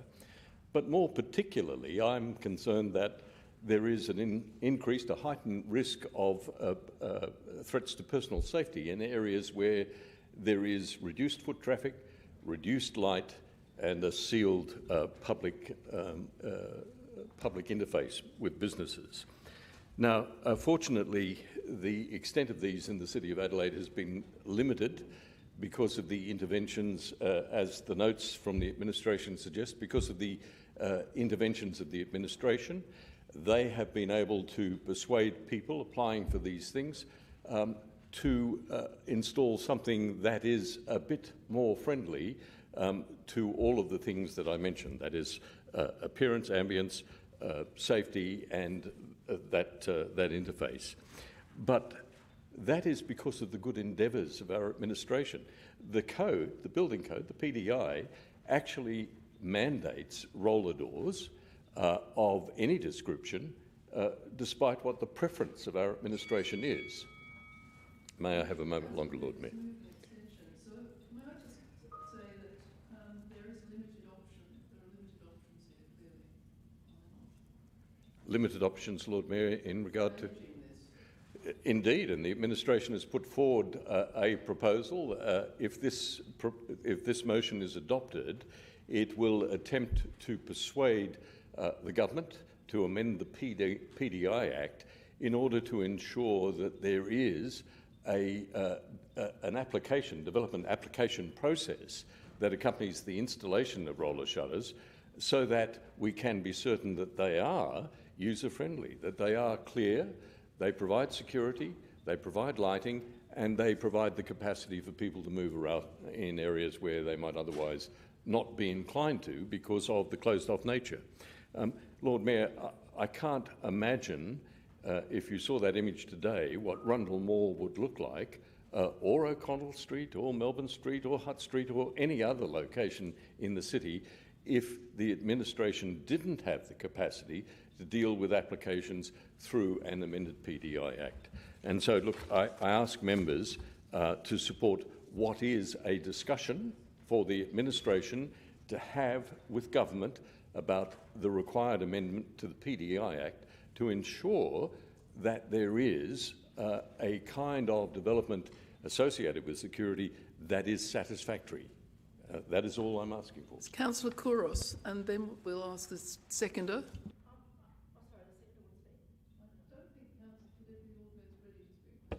I'm just a little bit confused, Lord Mayor, sorry. So what Councillor Martin is saying here is that administration do a great job. We don't have this problem in the council. No, we do. We do? Where? So I guess my question is, where do we mainly have this problem in our council? Where is this an issue? If we're assessing them correctly and we're allowing it to bring in light and we're allowing all this to look aesthetically pleasing, where are the issues that's underlying within the City of Adelaide that administration know of? Through the presiding member, I think the question is directed to the mover of the motion. Okay, so I guess... I'm happy to respond, Lord Mayor, in that case. I have mentioned examples. The councillor needs only to walk into Peary Street. There are 2 roller shutters immediately opposite which come down at 5 o'clock.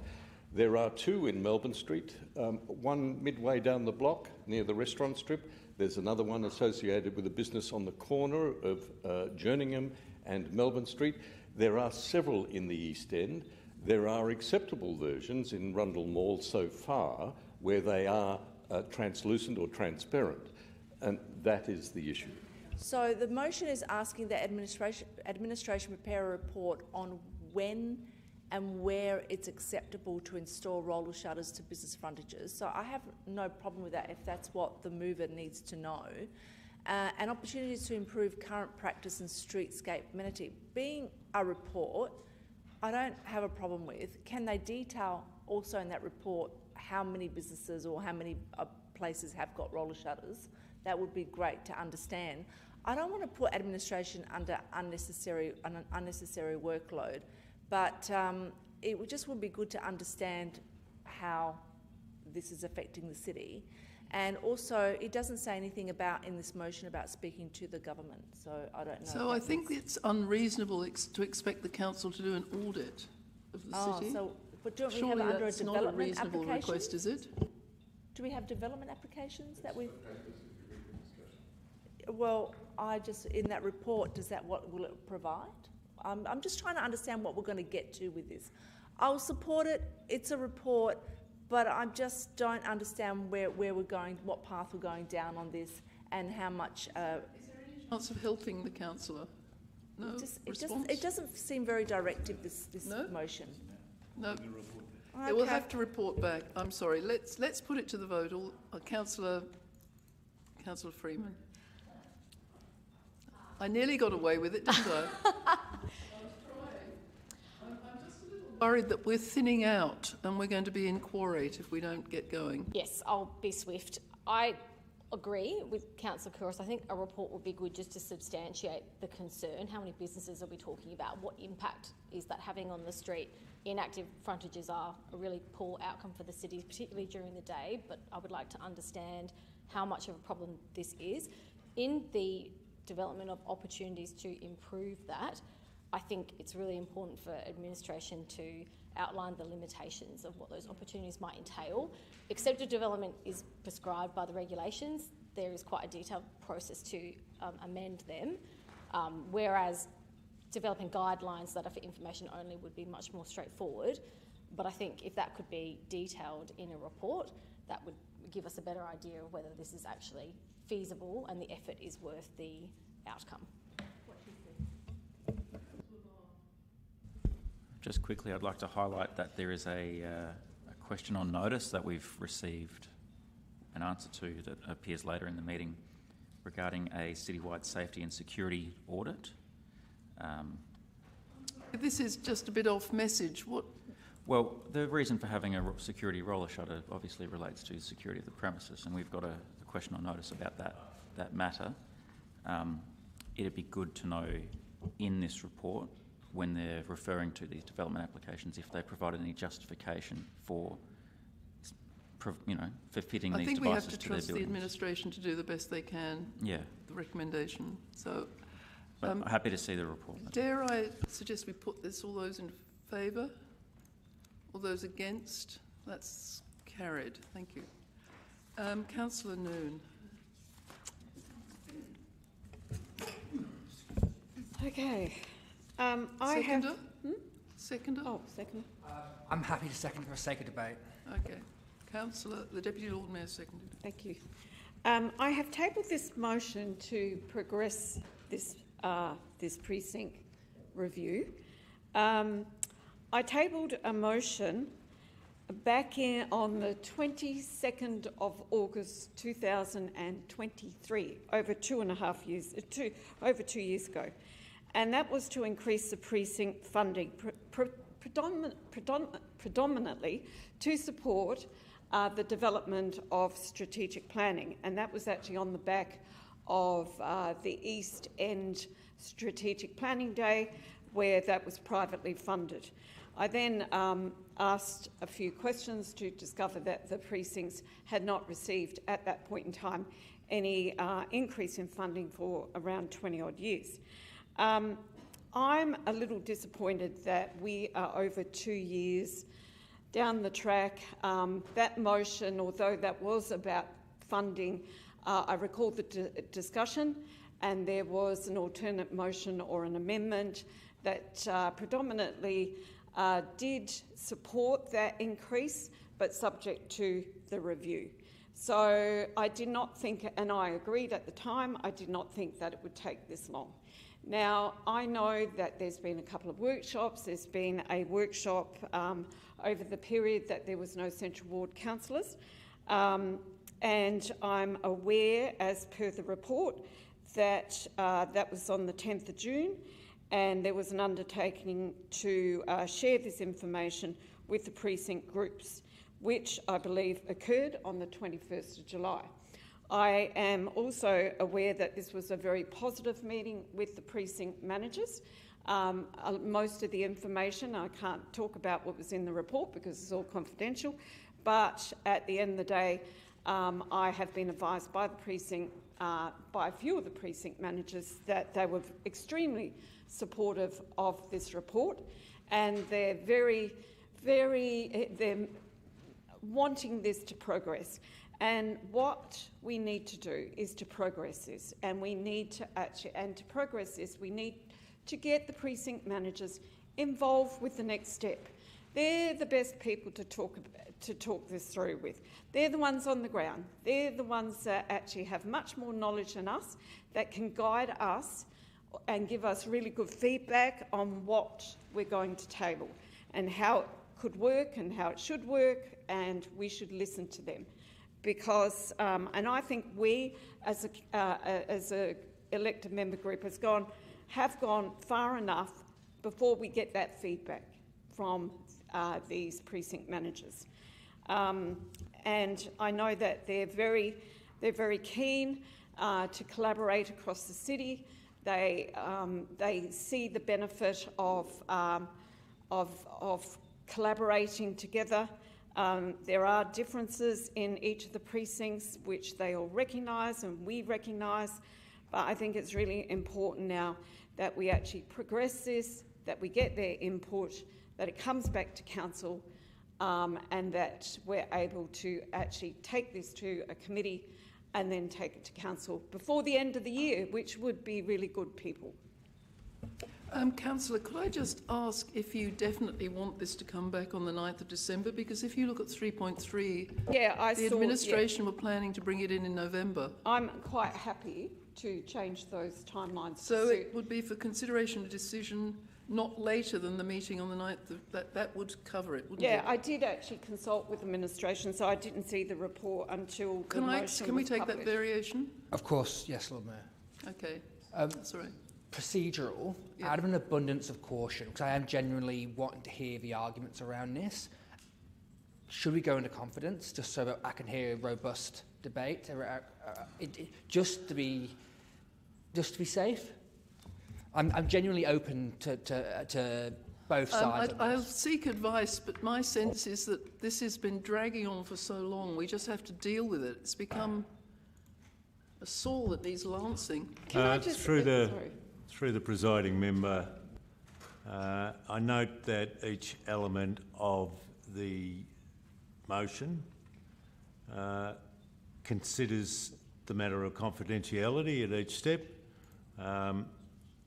If this motion is resolved upon by council, administration has a clear mandate to progress the matter in confidence and bring a confidential report back to CFG on the 18th of November. I don't see any risks. I'm just concerned that potentially in the argument, confidential information could come forward.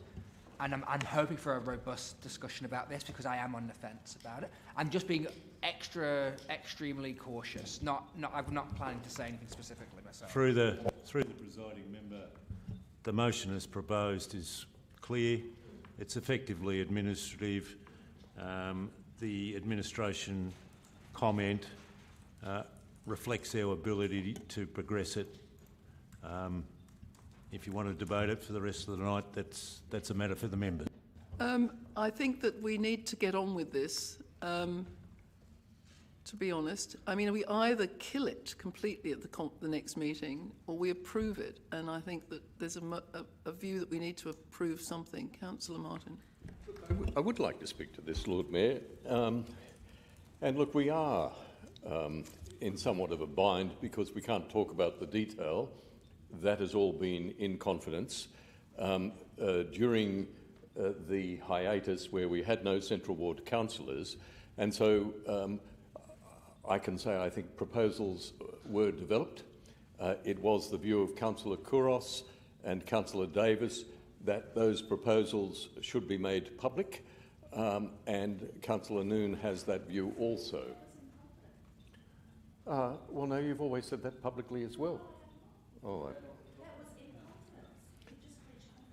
Well, if I have breached confidentiality, Lord Mayor, I apologise sincerely. I think we just need to try and vote on it because... No, Lord Mayor, I haven't had the opportunity to speak, and I do understand the sense of urgency. But look, let me remind you, and this is the difficulty in all of this, that the member has brought something forward that is confidential. it came to committee, and committee had a particular view, and the view is that the material needed to be held over until the Central Ward councillors were in place, so that they, representing the Central Business District and the area in which there are more precinct groups than any other, could have a say in the process. They have not had the opportunity to see any proposal. Now it's being suggested by the councillor that the proposal... We actually have had an update on where we're at with this, with the new Central Ward councillors. I asked Mr. Anthony, to actually give us an update on this. So they actually have seen the report, though, so it was incorrect. So I think that... Look, I'm prepared to accept, Lord Mayor, that there's been an update, but there's been no discussion. None of the councillors, the new councillors, Councillor Kabata, who's yet to take his seat, Councillor Freeman, Councillor Ma, have heard the discussions around the proposals.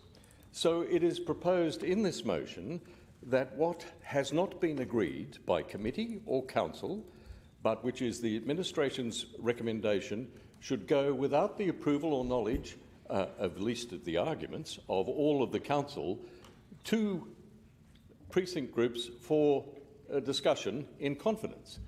Now, I would have thought that was at odds with the agreement of the council in committee to hold this matter over until there could be a discussion among elected members representing the largest area containing precincts. Now, I understand your frustration, Lord Mayor. I understand the frustration of Councillor Noon, but there's a matter of process here, and procedurally, I think it's important that everyone is exposed to the arguments, not just a document, not just a desire to wrap it up as quickly as we can. And speaking to that, Lord Mayor, it is, and this is common knowledge among the precincts, it is the practice of the council to distribute funding, as in previous years, for the current financial year to every group who applies for it, and they remain eligible for other grants. I don't see the urgency to rush out with the information before everyone has had an opportunity to participate in the discussion and hear multiple points of view. It seems to me that that is the correct path. So, Councillor, we have a choice. We can vote on block or we could take it in parts. Can I just make comment? Sorry, Lord Mayor, I haven't spoken on this one. No, that would be summing up. It's best. Sorry. So let's go to Councillor Ma. I thank Councillor Martin for his concern. We did have a brief update on this report. It was basically a rerun of the report that I believe was presented to a committee prior to our election. I personally am comfortable with where I'm at, understanding with this at this point in time. However, I understand the concern that it hasn't gone to a committee. In the fact that we're running out of financial year by the time we get around to this, on the normal track of things, I'm quite happy to put this forward as is. I have all the information I need to make that decision in an informed manner. I do understand that we might be jumping part of the process here, having not presented this to a committee motion to then get the feedback, but I think we can probably do that all in one at November 18. We can have that feedback, we can progress from there, we can make a motion, we can then go out to a final document from that point in time. So I'm happy to put this through as is. So I'm just losing the thread. I think it's Councillor Kouros, then Deputy Lord Mayor, and then Councillor Freeman. Just so I can have some clarity, what we're seeking, what this motion is seeking, is that we are sharing the full presentation with the precinct groups, but it's in confidence, correct? Omitting the word omitting. But omitting any confidential content. What will be classed as confidential content? I'm a bit confused about that, but I know that we cannot speak about that. We probably can't say that. I know. I actually agree with this. I think we absolutely should be bringing on board the precinct groups and having some really good, robust discussions, because at the end of the day, like we keep talking about in this room, we are not the experts because we don't run precinct groups. We don't know. You did? I didn't think you do. I said do. So in that retrospect, you know, the world has changed out there and their needs have changed. The economy has changed. What they require and what they need to support their community has changed, and they are there at the forefront. So we need to actually have their input to understand which direction to go to. I actually do not agree for this to be in confidence the whole way. I don't understand, I don't get it, but it is what it is, and I don't think it should be. It should have been in confidence. We should have been having these ongoing conversations in transparency with the community out there. It's actually made them nervous. It's made them not trust what we're doing. It's actually made them not feel that we are progressing in a way that they can participate in, and we need to bring them on board to participate us. So I actually commend Councillor Noon for bringing this forward, because I actually wholeheartedly agree that we should be having these discussions, transparency and in the open with the precinct groups. If part of it has to remain in confidence, if that's what the mover wants, I'll support that. Thank you, Lord Mayor. And I just want to say, I actually really want to thank Councillor Noon for the work that she's put into this for precinct groups for, as you said, 2 years now. And I'm pretty sure I actually second your initial motion to provide additional funding for precinct groups. And the fact that we've gone down this whole other thing, and we agreed with it because we were trying to do the right thing and bring consensus into it. But we've gone down this whole other path, which is just delayed. But I just want to acknowledge the work Councillor Noon has put into this, and I do admire you and I do support your ongoing efforts. But my concern specifically around this, and this is why I'll be very careful about what I say, and hopefully I'm not getting the wrong end of the stick. My understanding is that the proposal, showing these reports to people, despite the fact that the proposal was rejected or not supported, or you know, we've not actually figured out where we're going with it. So showing that information when that's the situation doesn't make sense. It's like saying, oh, you know, we were thinking about building a housing estate on Victoria Square, but we didn't. But we're going to send it out to people anyway, so that's what they think we're going to do potentially, even though we're not. It makes no sense. It's like we're jumping the gun. I think we actually need to figure out what the proposal is, what we agree on, what we workshop together as a council is, and then go out to consultation on that to the precinct groups, rather than showing them the thing that was rejected and spooking people unnecessarily. And forgive me, I think this sounds like fulfilling a campaign promise rather than good governance. And I think we need transparency, but we need to do transparency right, and just showing people the sausage when the sausage has been thrown out or redone is farcical almost.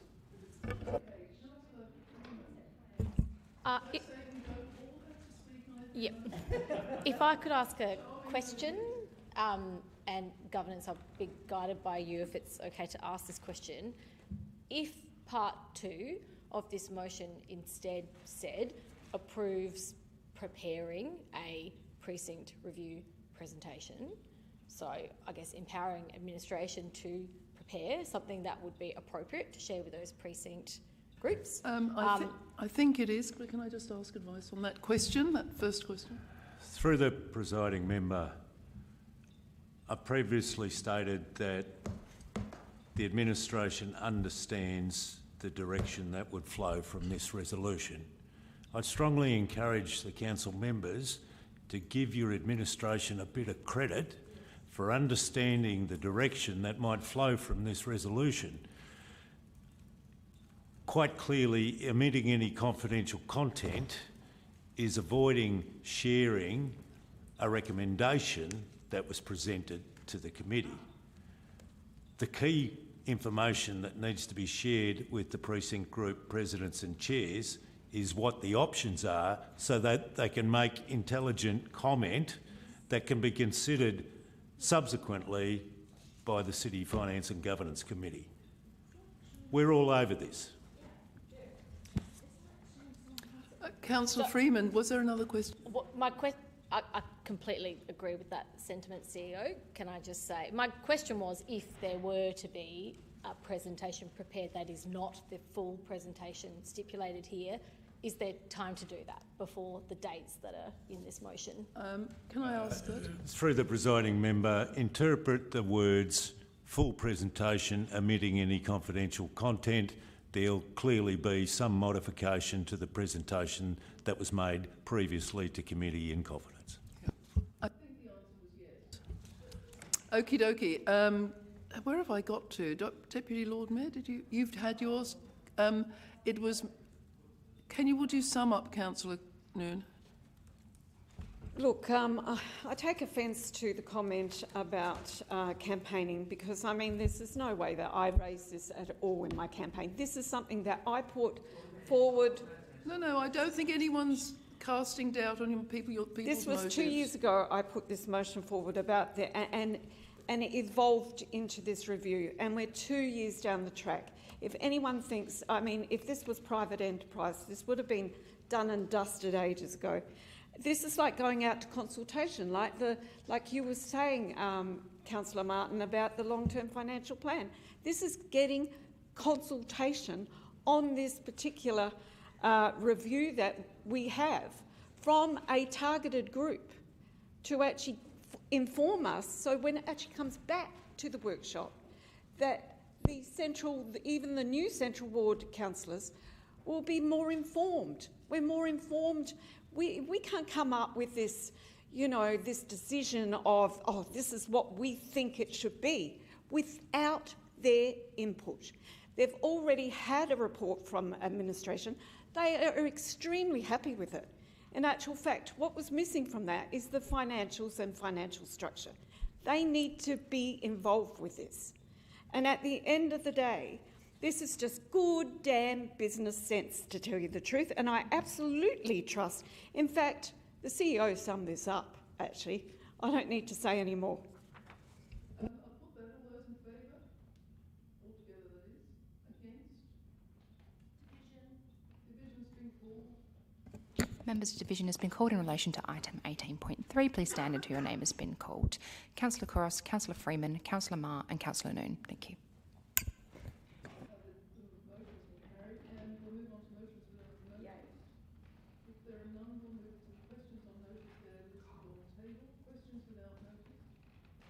I have one, Lord Mayor. I did provide this question to administration just prior to the meeting, so you can read it on your screen there. Could administration please provide the following information about residential parking permits prior to the 21st October 2025 CEO briefing? That is the one about Hutt Street. A map of the residential parking permit areas, the number of residential parking permits currently issued, residential parking permit spaces, noting that these spaces may be full-time residential permit bays or part-time residential permit bays, permissive on-street parking spaces that are not a residential parking permit space at any time, noting that these may have variously timed uses and vary in their use, any other restricted on-street parking space that has not been counted in earlier points, e.g. disability parking bays, motorcycle parking, etc. The data for points A to D to be presented by a residential parking permit area and overall where possible, and any additional contextual information administration considers So was relevant. Councillor Freeman seconding that? Or were you had another motion? It's a question. It is a question. It's a question without notice. Sorry, it was a question. I'm sorry. I thought we were going to... So it's a question without notice. It's a question... It's a question without notice, which... But doesn't it become a motion because he's asking for something to come back? Is it a question? Oh, we'll have to take it on notice. That's the point. Through the presiding member, I'm not in a position to provide an answer to the question this evening, but I can provide an undertaking to ensure that a response to the question is provided via e-news prior to the 21st of October briefing. Thank you. Okie dokie. Thank you. Councillor Freeman. Thank you, Lord Mayor. Very quickly, tomorrow is Ride to Work Day, which I'll be participating in, heels and all. It's come to my attention that the City of Adelaide would historically celebrate this event, but unfortunately Tomorrow we are not. Only the City of Norwood, Payne and St Peters are hosting an event. My question is that indeed the case, that we're not celebrating this event, and if administration could divulge on why that's the case this year? I think that's true. Can I have an update? Through the presiding member, there is currently no funding or resources in the 25-26 business plan and budget to recognise Ride to Work Day in 2025. If that is a matter the council wishes us to consider for future business plan and budgets, that could be initiated through a motion on notice at a future council meeting. So we will give an undertaking to consider that in next year's budget, or do we have... We're happy to work with Councillor Freeman regarding the wording of an appropriate motion on notice. Thank you. Councillor Couros, a question? Following on that from Councillor Freeman, just what initiatives has the City of Adelaide done over the past year in regards to encouraging cycling within the city, and is that what impact the budget for Ride to Work? Okay.